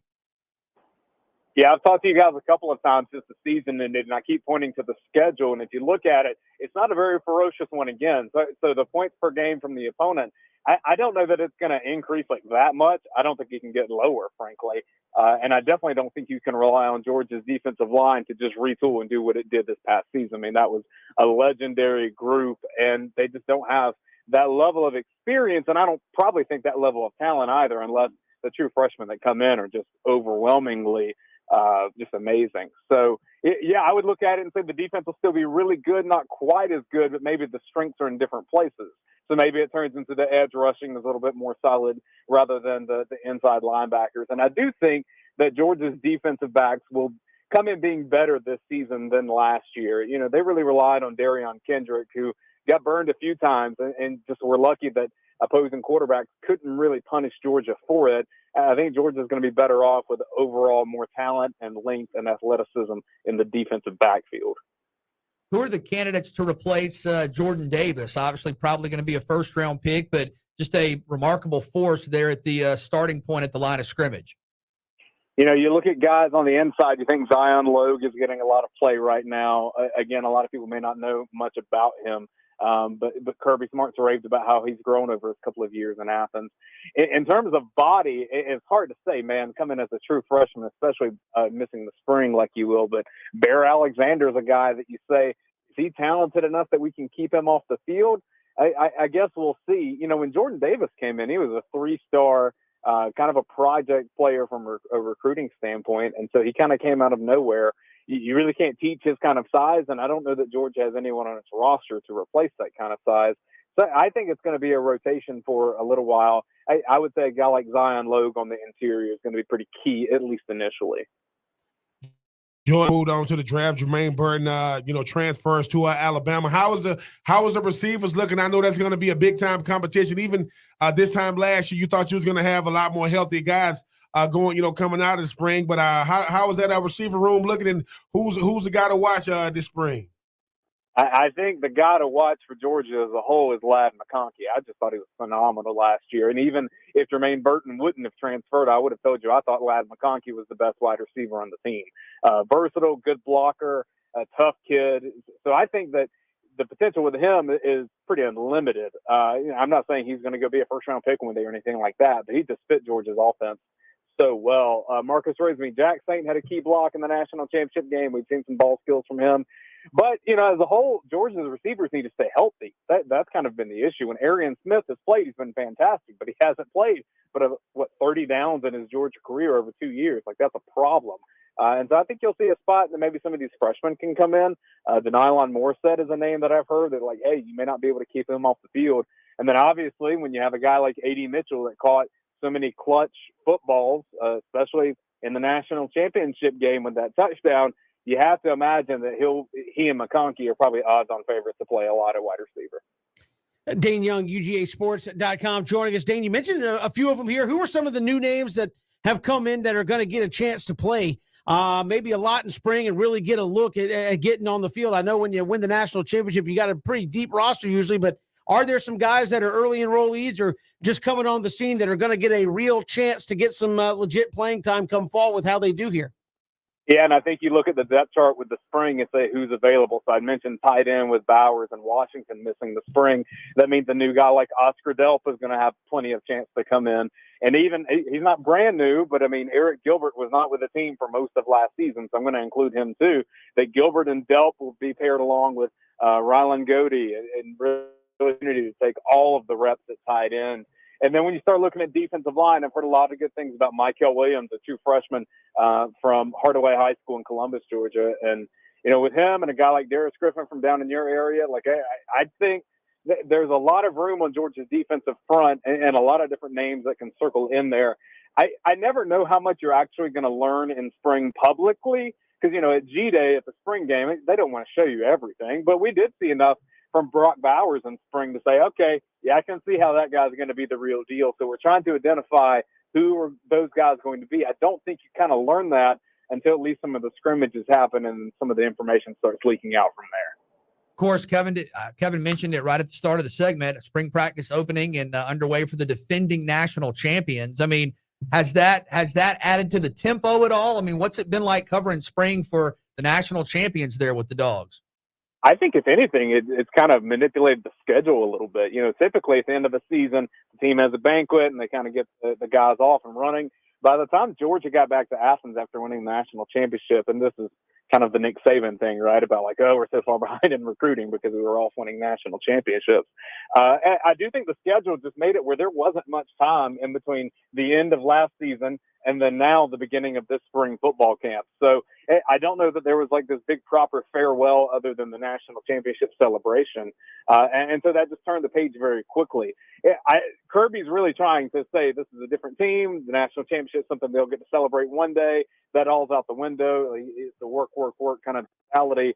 But at the same time, I mean, they're still the big men on campus, right? So we'll have to I think time always tells with these things of who's complacent and who isn't. And how has Kirby been? I mean, obviously he's a fiery guy. I mean, it finally all came together for him. I mean, obviously when he gets hired, so many years back, and people saying, is he going to be the guy to get Georgia over the hump? And obviously you see he did it against Nick Saban. How has he been this spring? I mean, I know that, win or lose, he's going to be the same, but kind of getting that monkey off his back, wanted to definitely keep it going. But how has he looked thus far this summer with his temperament? Man, these competitors are crazy. And what I mean, like in a good way, I guess, because like you win the national championship, but like the only thing you can think about is, oh man, we lost a couple of recruits to Texas A&M and maybe some NIL stuff. And like, how does this affect that? It's always on to the next thing and how you win. And that's how the Nick Saban has done it for so long. That's how Kirby Smart's trying to do it. We'll see if he succeeds in that. He really is, I think some of it happens naturally with assistant coaches leaving and replacing 4 on-field assistant coaches and then having such an influx of people in and out with the support staff. It really is a different team in a lot of ways. So while there looks like there's stability with Kirby and Monk and Stetson Bennett, there's a lot of stuff that has to settle out in the spring. And he's really trying to use his energy and excitement. He said last week, spring ball's when you really get to slow down everything and refine what you're doing as a coach to help coach guys along, because when the season hits, you don't do quite as much coaching always. A lot of that happens in the spring. So he says this is his favorite time of year. I don't know if I always believe that, but, that's what he says.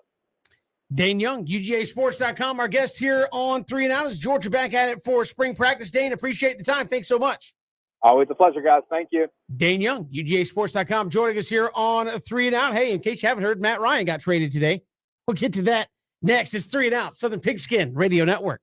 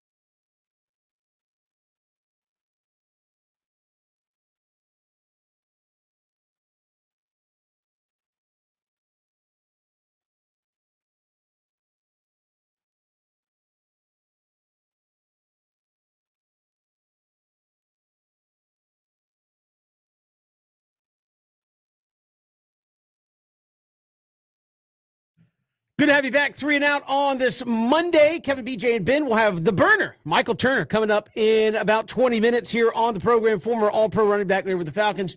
Played for Matt Ryan. Matt Ryan traded to the Colts this afternoon for a third-round pick. Atlanta avoids the $7.5 million signing bonus or roster bonus they would have had to pay Matt Ryan if he was still on the roster post 4 p.m. today. So they move him to the Colts. They get a third-round pick in exchange. We'll talk more about what that means for the Atlanta Falcons. Did they get enough? But Matt Ryan, Atlanta icon in Atlanta sports. 14 years in one place, as Ben has said, that is a long time. Most people don't get to do that and dictate they stay in one place for their career. But certainly it cannot be argued in terms of tenure, wins. The winningest quarterback by far the Falcons have ever had. Most successful run of football the Falcons have ever had have been with Matt Ryan at quarterback. And I don't care what you say about moving on. He's going to be missed. End of an era. MVP, Super Bowl, playoff success, top 10 in NFL history in passing yards. Probably going to be a Hall of Fame quarterback at the end of the day. So, yeah, how you move forward from Matt Ryan is going to be talked about for some time, but absolutely the end of an era with a Falcons legend. Top 10 over. I think he's number 8 all time in passing yards, offensive rookie of the year, first team All-Pro, offensive player of the year, a regular season MVP, Super Bowl appearance. I mean, what else could you ask for? 14 drafts, come and go. Matty Ice is still the guy, and they send him off to a team that can definitely go out there and contend. Never ever gonna send him off in the same conference or division. But I mean, Matty Ice will be missed, man. I mean, I get used to every single year trying to talk people off the ledge when it comes to Matty Ice. Who would you rather have? People go Tom Brady. Well, everybody said they're like saying who would you rather have? Coach Nick Saban. Okay, well we had Matty Ice, man, but he is gonna be missed. Kevin, last 2 weeks, Freddie Freeman, Matty Ice. If Ronald Cooney Jr. name come up on my Twitter feed, I'm just gonna cut my phone off. I guess the only equivalent left would be, if the Hawks get in the deal and they move on from Ice Trey. So you could have Freddie Free, Matty Ice, Ice Trey. Yes. Cold world. No, no,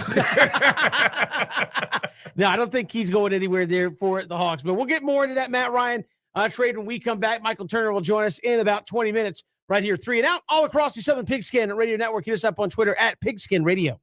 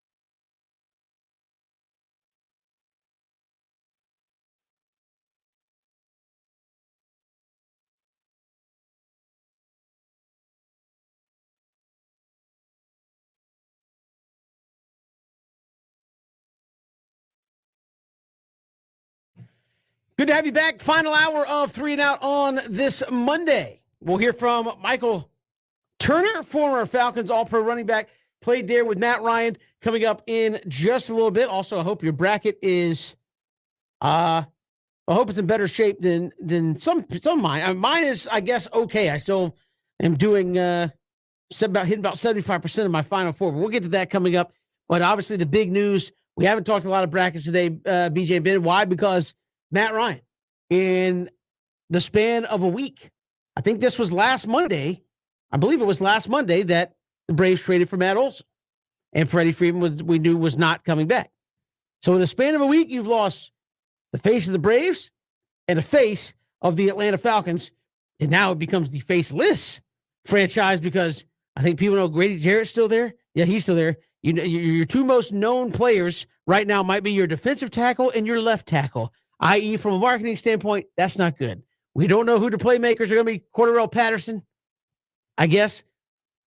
But Matt Ryan gone. They get a 3rd-round pick from the Colts. Did they get enough in exchange for a guy that's obviously people think still has a little bit left in the tank?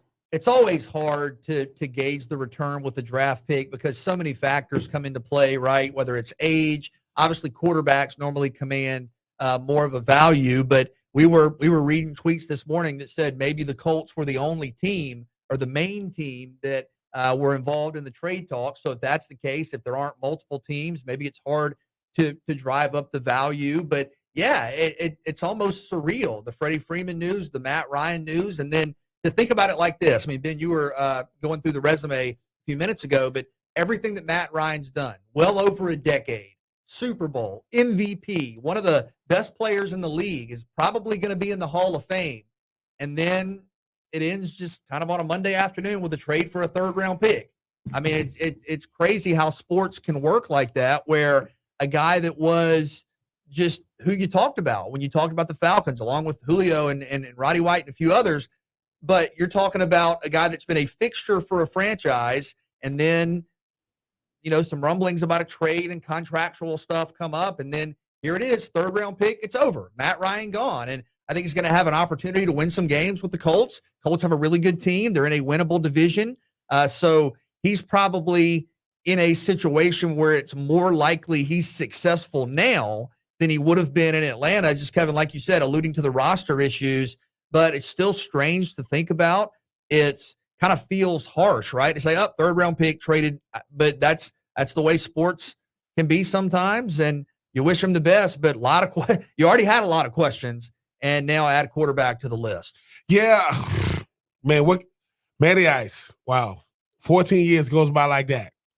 You don't even appreciate how the level of consistency that Matty Ice showed, the level of professionalism that he showed, how he had a lot to do with a lot of other guys. Listen, Matty Ice isn't the reason why Julio Jones who he is. He made sure that those two guys put up some great years together. And we talk about Roddy White, Tony Gonzalez, Michael Burner Turner. We're gonna have him on. The thing that Matty Ice doesn't give enough credit for is what he did for the Falcons. The Falcons were one of the laughingstock teams. They weren't one of the only ones, but there was a laughingstock team coming out of 2007. People were like, they got this kid from Boston College, okay. And since he's got there, Offensive Rookie of the Year, First Team All-Pro, Offensive Player of the Year, regular season MVP, Super Bowl appearance. Consistent. The one thing you don't hear a lot about Matty Ice on the injury report, if he can play, he plays. Now, he's going to Indy. Kevin, as you mentioned, Freddie Freeman.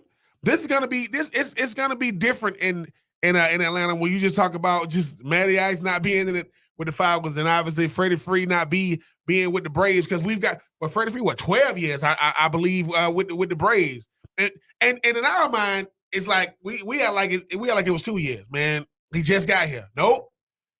Freddie Free was there when it was ugly with the Braves. Stood the course of time, gave him some help, walks away MVP. World Series champ. You would have loved to have gotten that Super Bowl championship with with Matty Ice and those guys, but it just didn't happen. I think now when you think about a Falcons team, like you say, Kevin, they faceless because it doesn't. One player could be the downfall of the entire organization of football, and that is usually the quarterback. The teams in football that are bad, what they have in common, bad quarterbacks, real bad, like a drop off. Right now in Carolina, They have Sam Darnold. They have the greatest player in their existence, Cam Newton and PJ Walker. They don't want none of them.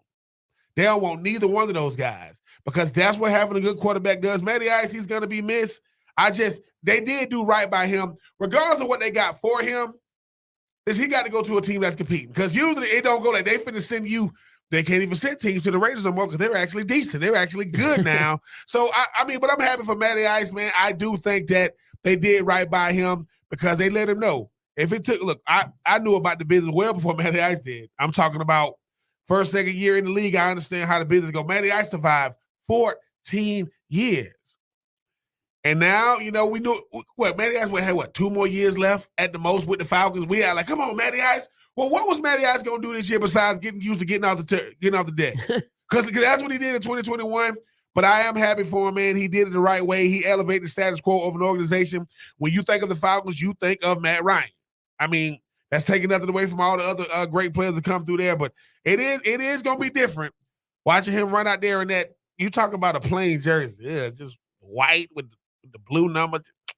The Colts. Yeah, they got their guy. Happy for Matty Ice.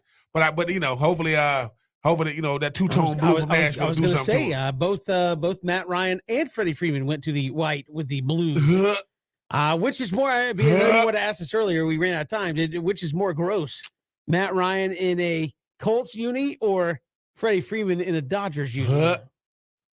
The Matt Ryan, and maybe it's because it just happened. Freddie Freeman with the lockout and the free agency and the speculation for a couple of months, right?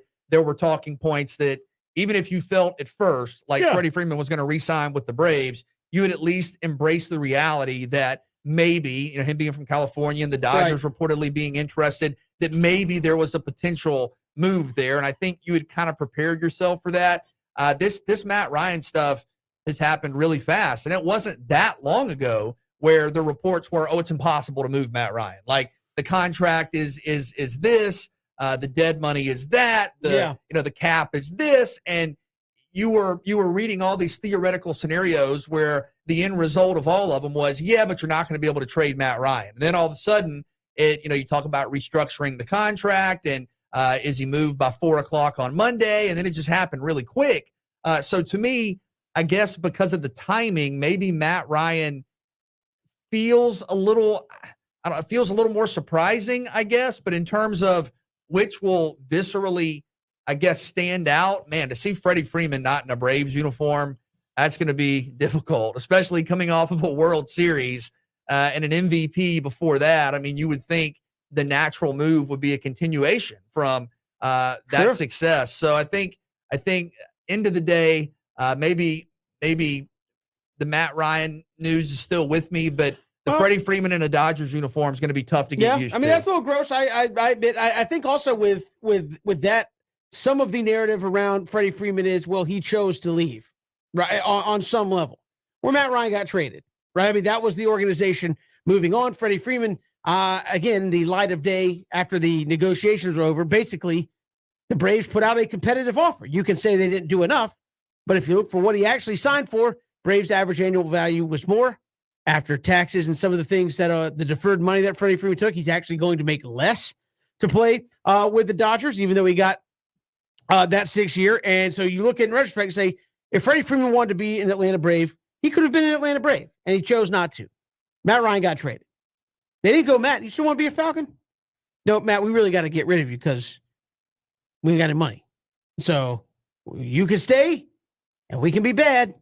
Or as Ben said, we can send you to somebody who's got a chance to win, and you can finish this thing up on your own terms. So I think from that perspective, I think the fan reaction to Matt Ryan leaving versus Freddie Freeman leaving will be a little different because one left seemingly of his own volition, the other one got traded. But yeah, Matt Ryan wearing a Colts jersey, it'll be weird the first couple of times. I think watching Freddie Freeman in Dodger Blue is going to be gross. Like that's just not going to be. Of course it is.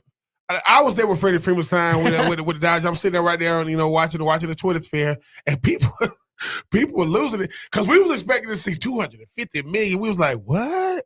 Like all this? And Now, mind you, look, it's cool. You want to go to the Dodgers. It's going to be weird. It is going to be weird. You know why? Because the Dodgers, they just wanted Freddie Free. They didn't need Freddie Free. They just re-signed Kershaw to a one-year deal and Bauer and all those guys. Mookie Betts. I mean, they're loaded. We get it. We took y'all reliever, though. How about that?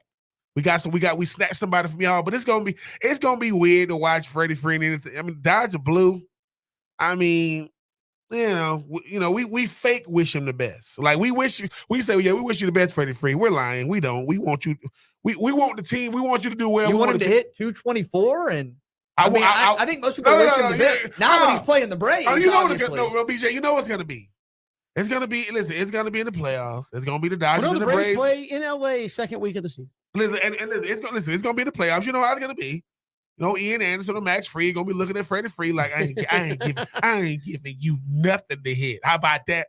But no, I mean Freddie Free. Look, he made a lot. Surely to that point. Surely when LA comes to Atlanta, whenever that is, it'll be in June, I think. But standing ovation, right? Or you have hesitations there? I think it could be mixed. Oh, no, I think there are people that are actually before the game. Yeah, during the game, boo! We don't know. You think Freddie Freeman's going to get booed in Atlanta? No. Hold on. I think maybe by some. Hold on. That's Tom Glavine got booed. That's real fandom, though. Hold on for a second.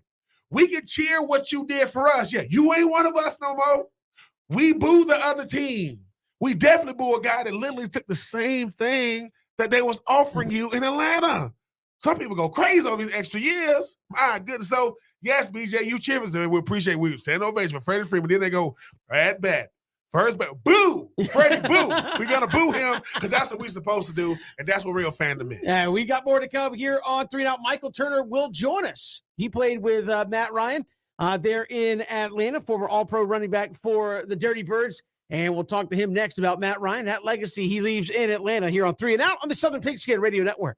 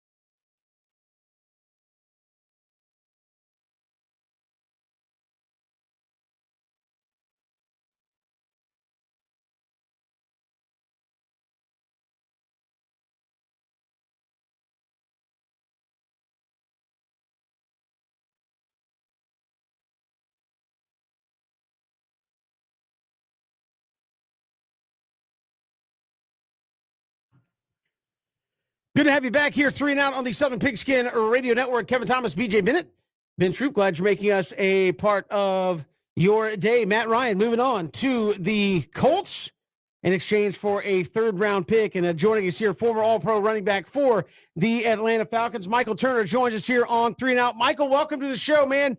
Matt Ryan moving on. You played with Matt. What is Atlanta losing out on now that he's moving over to Indianapolis? Oh man, a great leader, a guy that's been a very proven quarterback, been in since '08. So it's, guys that's been on the team that long, he's been doing well for the franchise. And it's sad to see him go, but all things come to an end eventually in this game of football, and especially in NFL. So I wish him well in the future, and hopefully, I know he's still got something left in the tank. So the Colts are getting a great guy.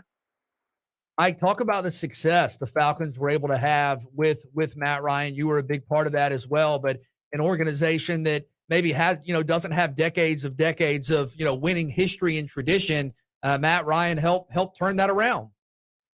Yeah, we came here in '08. We never had back-to-back winning seasons. There's been a lot of, there's been some high points for the franchise. There's been some very low points for the franchise. And I'm happy to be a part of kind of bring some consistency here, and and Matt was a part of that too. And we've been here 14 years. Had a great career here, and then it's not over. But hopefully, we can just move on, rebuild, and just keep that tradition rolling. And Mike, when you talk about the fact that a guy that spent 14 years at the quarterback position since he's got here, you know how crazy this business is from being a camp casualty or just causing too much money. The fact that Matty Ice has survived 14 drafts and been that consistent, that's what's kind of unheard of in today's NFL. Yeah, definitely unheard of in today's NFL. Everybody's like, "What have you done for me lately?" League, and guys are quick to cut you. You guys want more money, go play somewhere else. And a lot of things can factor in somebody moving on, but I think we just been fortunate to have Matt for 14 years. Atlanta Falcons fans need to be kind of realizing how great, how lucky we've been to have a guy like that around that's that long and playing some high caliber football for us. And Michael, I know you've been around some great quarterbacks. How hard is that to find in the National Football League? A guy like that brings it every day. I know this past year was one of the most hit quarterbacks in the National Football League, and still was out there every game plugging along. How difficult is that to replace now that time has come? Oh man, that's kind of a tough question because back then it was a short leash. When I first started playing in the NFL, they was when I started in San Diego, they was ready to give up on Drew Brees. Actually, they did give up on Drew Brees and drafted Phillip Rivers. But both quarterbacks end up being great for franchises that they played on. And then I come to Atlanta and I get Matt. So I've been lucky to play with some great quarterbacks, but it's been very few. But these guys that's coming up these days, it's a lot of great kids, coming out of college that's playing great football right now. I mean, the NFL is loaded with quarterbacks right now, and I don't think in '04 you could have said that. Ryan obviously has an MVP, a Super Bowl, just a number of accolades. What makes him such a great player? It's just his approach to the game, his study. He got all the skill sets of being a great quarterback. And, he can read defense as well, pick up on things, make some adjustments. The only knock that's been on him was he's not mobile. I mean, Tom Brady's not the most mobile quarterback either, But you just got to learn how to not get fooled on defense, when you playing quarterback. And it's been a lot of great situations. As long as the line protects for him, Matt will carve you up. Mike, when you was with the Falcons and when you and Matty Ice, you provided that stability at the running back position, that steady running game, which opened up for guys, like Tony Gonzalez, like Roddy White, and et cetera. Now he gets to go to a Colts team that has a guy like Jonathan Taylor, 23 years old, coming off, leading the league in rushing. How much how much stability do you guys bring to the table when you got a gunslinger, a guy like Matty Ice who want to push the ball down the field, but you get to have that stability with the run game?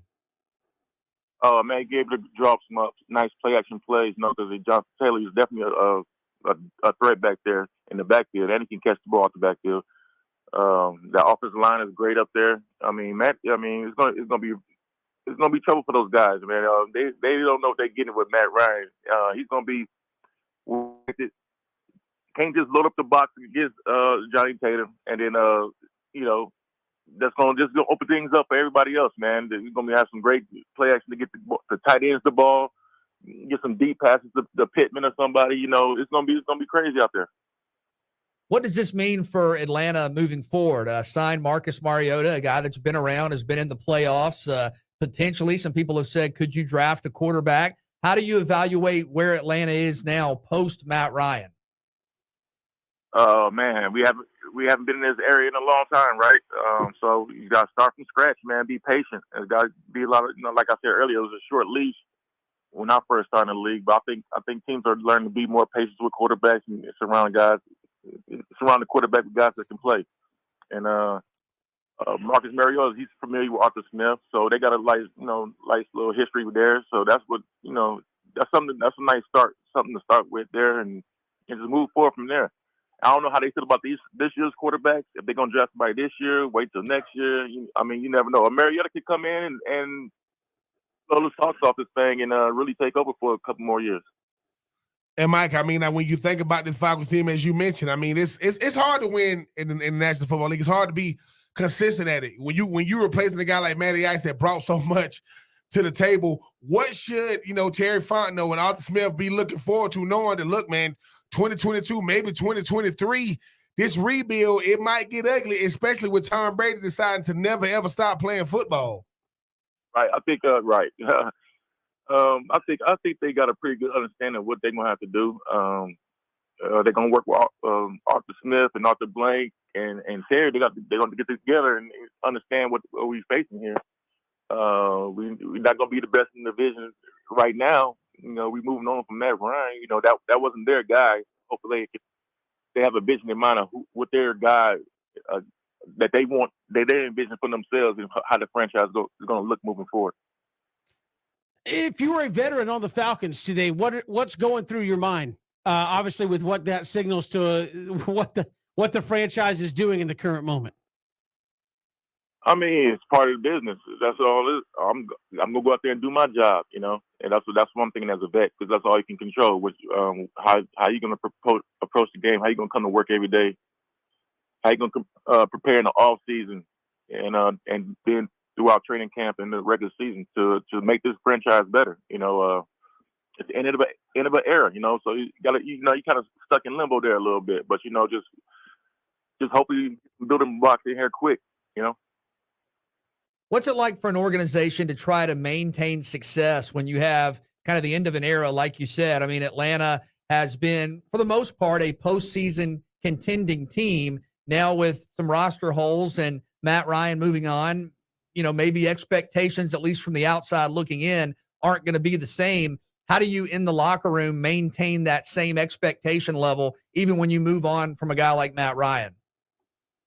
Yeah, I've been fortunate enough not to have to go through this situation, because everything I've been a part of is part of being a rebuild. I've been on that side of things, on a team that's on the come up with it goes not winning a lot in recent years, and then boom, we get on a roll, we get on some hot streaks, we put some winning seasons together. I come to Atlanta, we was rebuilding and starting from scratch. So I'm coming with that aspect of starting from scratch and building up. I've never been a part of a big piece like Matt Ryan moving on while I was still on the team. And that's very, very rare, Mike. Coming from a guy who, we doing a start from scratch show, we can start the whole show over. But how does it make you feel knowing that you was a key component of that? Like you say, you never had to go through that. Coming from San Diego to Atlanta, you were a key component of that, because most guys, let's face it, they slot fillers. They filling up the 53-man roster. You were a key ingredient too that Matty Ice maturization. I know when you got a young quarterback, the thing he needs to protect him. How does it feel knowing that you was a big part of Matty Ice becoming who he is? Oh man, I feel very proud of that, because I was one of those key guys. I think everybody who wants to come to the NFL wants to be known as one of the key guys of something that's been special, in any franchise. So I'm very proud of that. I was proud that they was able to keep it going too, because you don't ever want to see your guys losing year after year after you go on and things like that. So it's been, I say it, Matty Ice been that key piece that came in at the same time. It was like a match made in heaven between me and him. And for him to be here 14 years, man, it's been a blessing. I know he still has some time left, of course, with Indy, but since he's moving on, you have a new chapter. People are asking kind of the big picture questions with Matt Ryan now. In your mind, is he a Hall of Fame quarterback? Is he close? Does he need to accomplish something else with the Colts, or is he already a Hall of Fame quarterback? Oh man, I never even thought about Matt being Hall of Fame yet. I don't know, because I still think he got some more to do to solidify himself. Maybe he might not be the first ballot right now, but just give it some time, let his career marinate a little bit, and people gonna look back and say, you know what, that guy was something special that we should put him in the Hall of Fame. And Mike, finally, look, when you look back on your career, you talk about being a key ingredient. To know that, when you look back on your career, you was like, look, man, I was one of them ones. I was a highly sought after free agent. I helped Matty Ice and this Falcons team, get back to what they wanted to as an organization. When Matty Ice decides to finally hang it up, man, and y'all sitting around talking, man, what is those conversations gonna be like? Oh, he already thanked me more than enough, probably. Yeah, that's what the conversations we used to have. Like, like when I first got released by the Falcons, like, man, thank you for everything. He without you, man, he wouldn't be where he is today. That talk, how that talk goes. We're gonna have some good memories there, and then we're gonna talk about the old times, the whole great games we used to play, and have key moments in Falcons history that we have those moments here together. The conversation's gonna be great, man. I can't. I ain't gonna say I can't wait for him, because I want him to play like Tom Brady lastly in his 40s too, but. It's going to be great down the road to have those conversations, man. Michael Turner, former Falcons All-Pro running back, joining us here on 3 and Out. Michael, appreciate the time. Thanks so much. Thanks for having me, guys. Appreciate it. And he joins us here on 3 and Out as Matt Ryan goes to the Colts. Going to be weird, but again, as he said, Matt Ryan did everything you asked him to do. And at the end of the day, that's all you could ask. The only thing you didn't deliver on was the Super Bowl, and you were within a few minutes of potentially doing that, and there was a lot that goes into that. But, I mean, Matt Ryan, certainly best quarterback that's ever played for the Atlanta Falcons. And does he have a Tom Brady-like career left in him? Can he get into 40, 41 and still throw the football effectively? We'll have to wait and see. Yeah, it was great perspective from Michael, who played with him and had a lot of success with Matt Ryan. And he said, look, still thinks he can have a lot of production, have some good years with Indianapolis, with the Colts. And he's going to have been, as you mentioned earlier in the show, a good offensive line, good receivers, maybe the best running back, one of the best running backs in the National Football League. So I think he's in a position to be successful for more years to come. Listen, I'm always intrigued when you hear guys like Michael Turner. I mean, obviously that 2004 draft, he had to play behind LaDainian Tomlinson. He mentions the Phillip Rivers getting drafted in 2004 where they already had Drew Brees. Drew Brees moves on. He moves on to Atlanta. I mean, I think sometimes when you are a player, you're just as much a part of the guys around you's career as they are a part of yours. And for him to say, "Oh man, I wasn't even," he said, "I'm not saying that he's not a Hall of Fame. I'm not even thinking about it now because I think he still got some years left." It's, hey man, different places, it does wonders for a guy like Matty Ice, man. So who knows? Somebody said Matty Ice does a Matthew Stafford, and he goes to a new team and leads them to a Super Bowl, oh, you could pencil him in, because as great as the Drew Brees is, as great as Aaron Rodgers is, they only have one super duper. And I know I'm saying one like that's an easy feat to do, but you wish Matty Ice nothing but the best. Did it the right way, never complained, ultimate teammate. Now he gets to move on to Indy in the Dome with a lot of 20-something-year-olds around here. He's the elder statesman these days. A lot of young bucks are running around there in Indianapolis. We'll come back. We've got more to come. How is your bracket holding up? A lot of people's brackets took hits over the weekend when you saw some of the names dip it out. We'll get to that and more. It's 3 and Out, Southern Pigskin Radio Network.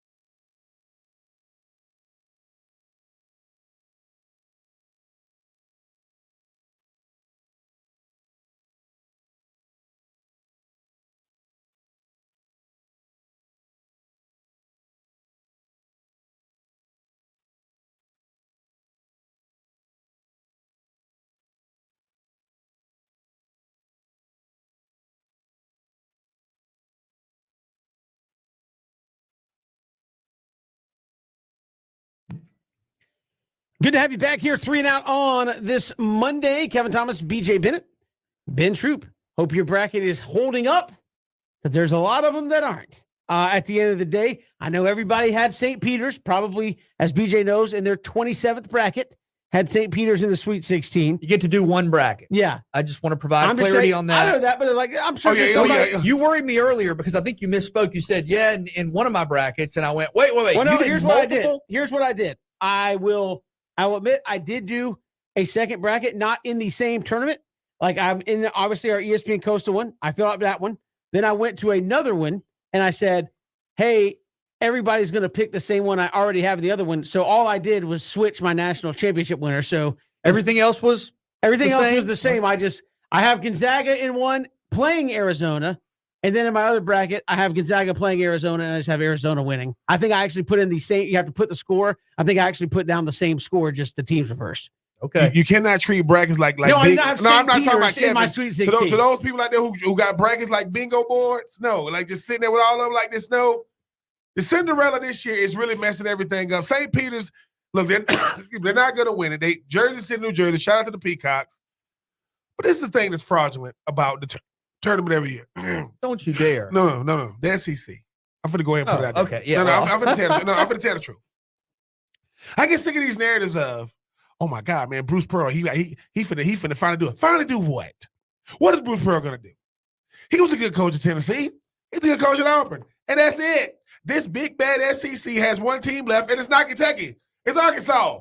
I don't want to hear this notion of, and Bruce Pearl said, oh man, they ran the gauntlet, man. I mean, we just beat each other up in the SEC. Beat each other up. Yeah, I do think a lot of that is relative, though, because what do we hear all year? Like, oh, the ACC's down. Well, maybe compared to when the ACC was at its extreme peak, okay, but you look at the Sweet 16 and Duke is here. Obviously, Miami is here, just beat Auburn, as you referenced, and they controlled that game. That was not a game. That was not a, hey, we hit a shot late. That was a double-digit lead. I don't like the timeouts with 3 minutes left and you down by 15.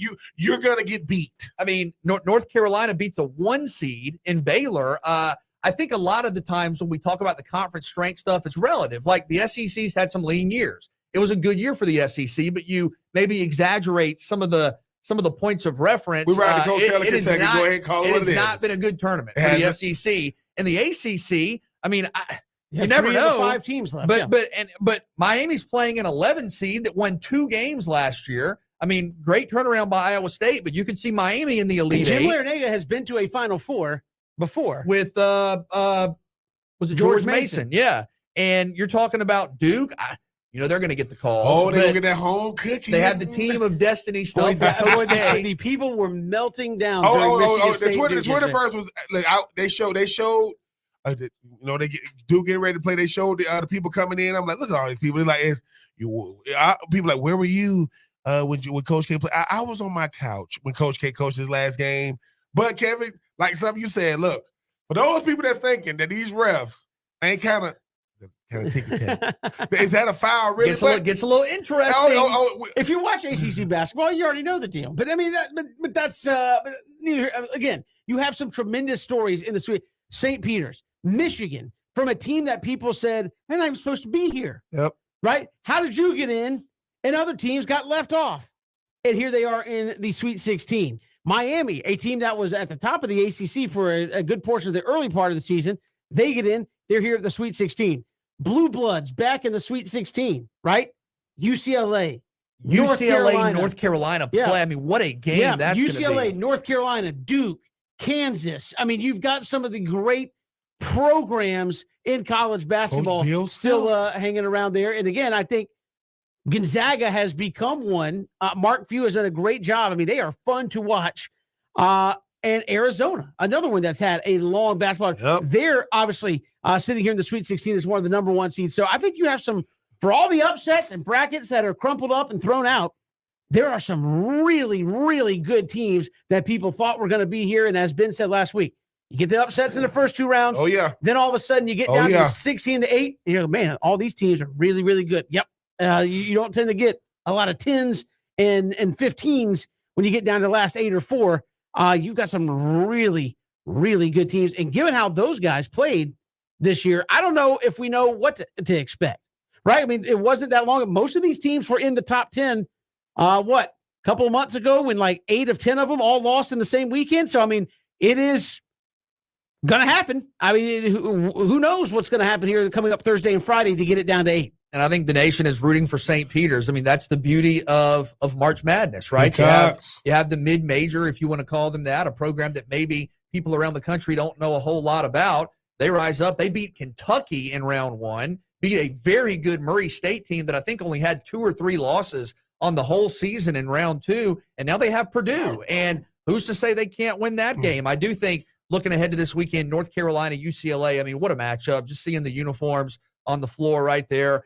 You mentioned Gonzaga. That's who I picked to win the national championship. Shout out to Georgia State because they played them very tough. Mark Few came out afterwards and said Georgia State should have been seeded better. They were not a 16 seed.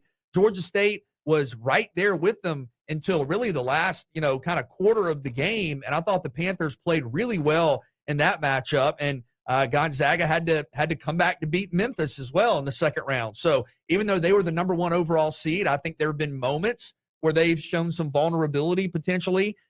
Arizona had to go into overtime to beat TCU. And I do think Michigan, for all the Michigan shouldn't be in talk, they beat an excellent Colorado State team in round 1 and then beat a Tennessee team that a lot of people had picked to go to the Final Four with the way they finished the regular season. And that was a really meaningful moment, I thought. If you saw it, Juwan Howard, the coach of the Wolverines, was kind of consoling, talking to one of the Tennessee players who had a great game and came up just a little bit short. And, that emotion, that kind of ability to relate, that passion is what makes the NCAA tournament, college sports, what makes it so special. So I thought that was a really nice moment. But, I mean, Ben, you and I watched a little bit of Villanova the other day. Villanova's always here. I mean, it seems like Villanova is always going to be in the mix. I like Providence. Watch them a couple of times. Then Miami there. So great storylines. The NCAA tournament's awesome. I do tend to agree that it maybe is a little more wide open than in years past.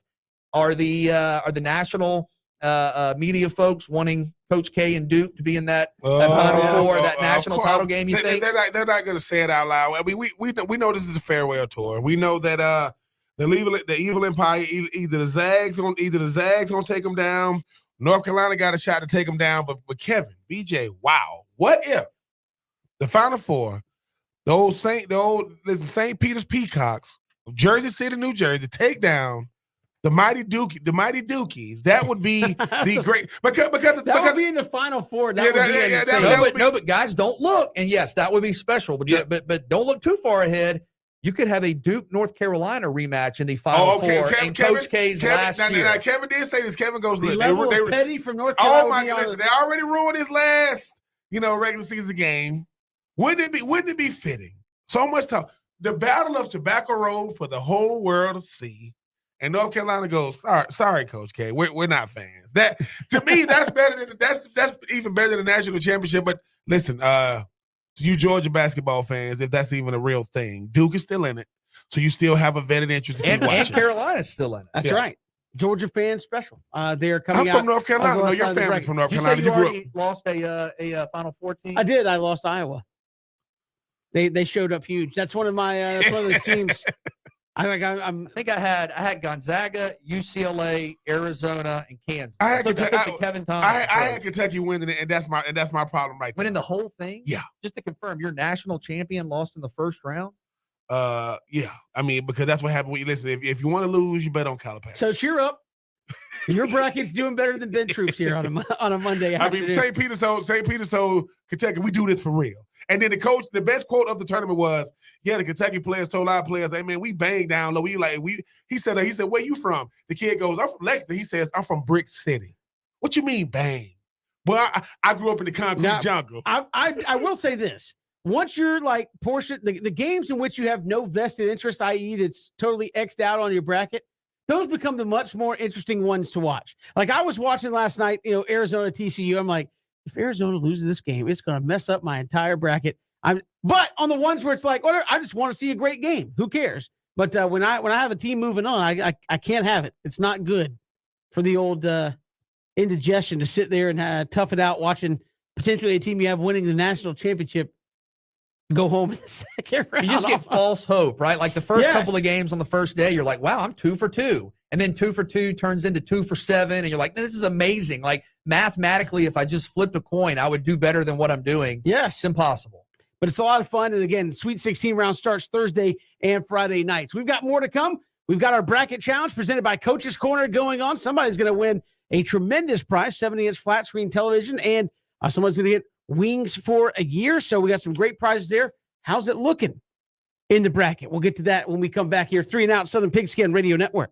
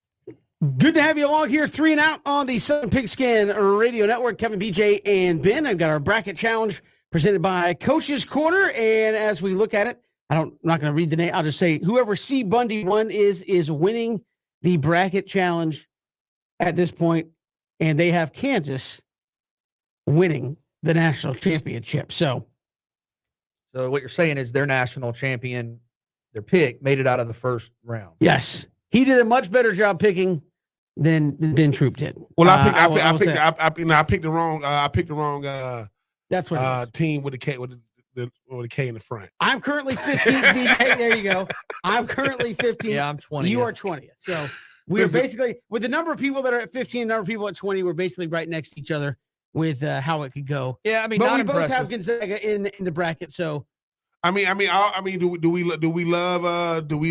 Cinderellas, or we know that Cinderella's going to be a good story, not going to win it? I agree with Kevin. Now, granted, I am not eligible for our prizes. Neither are you. I'm not. And if you are competing for one of the prizes, I understand it. But outside of that, once your bracket takes a turn, you just start to root for chaos now, right? Like, at least I got mine over with early. Y'all still looking? I got mine over with early.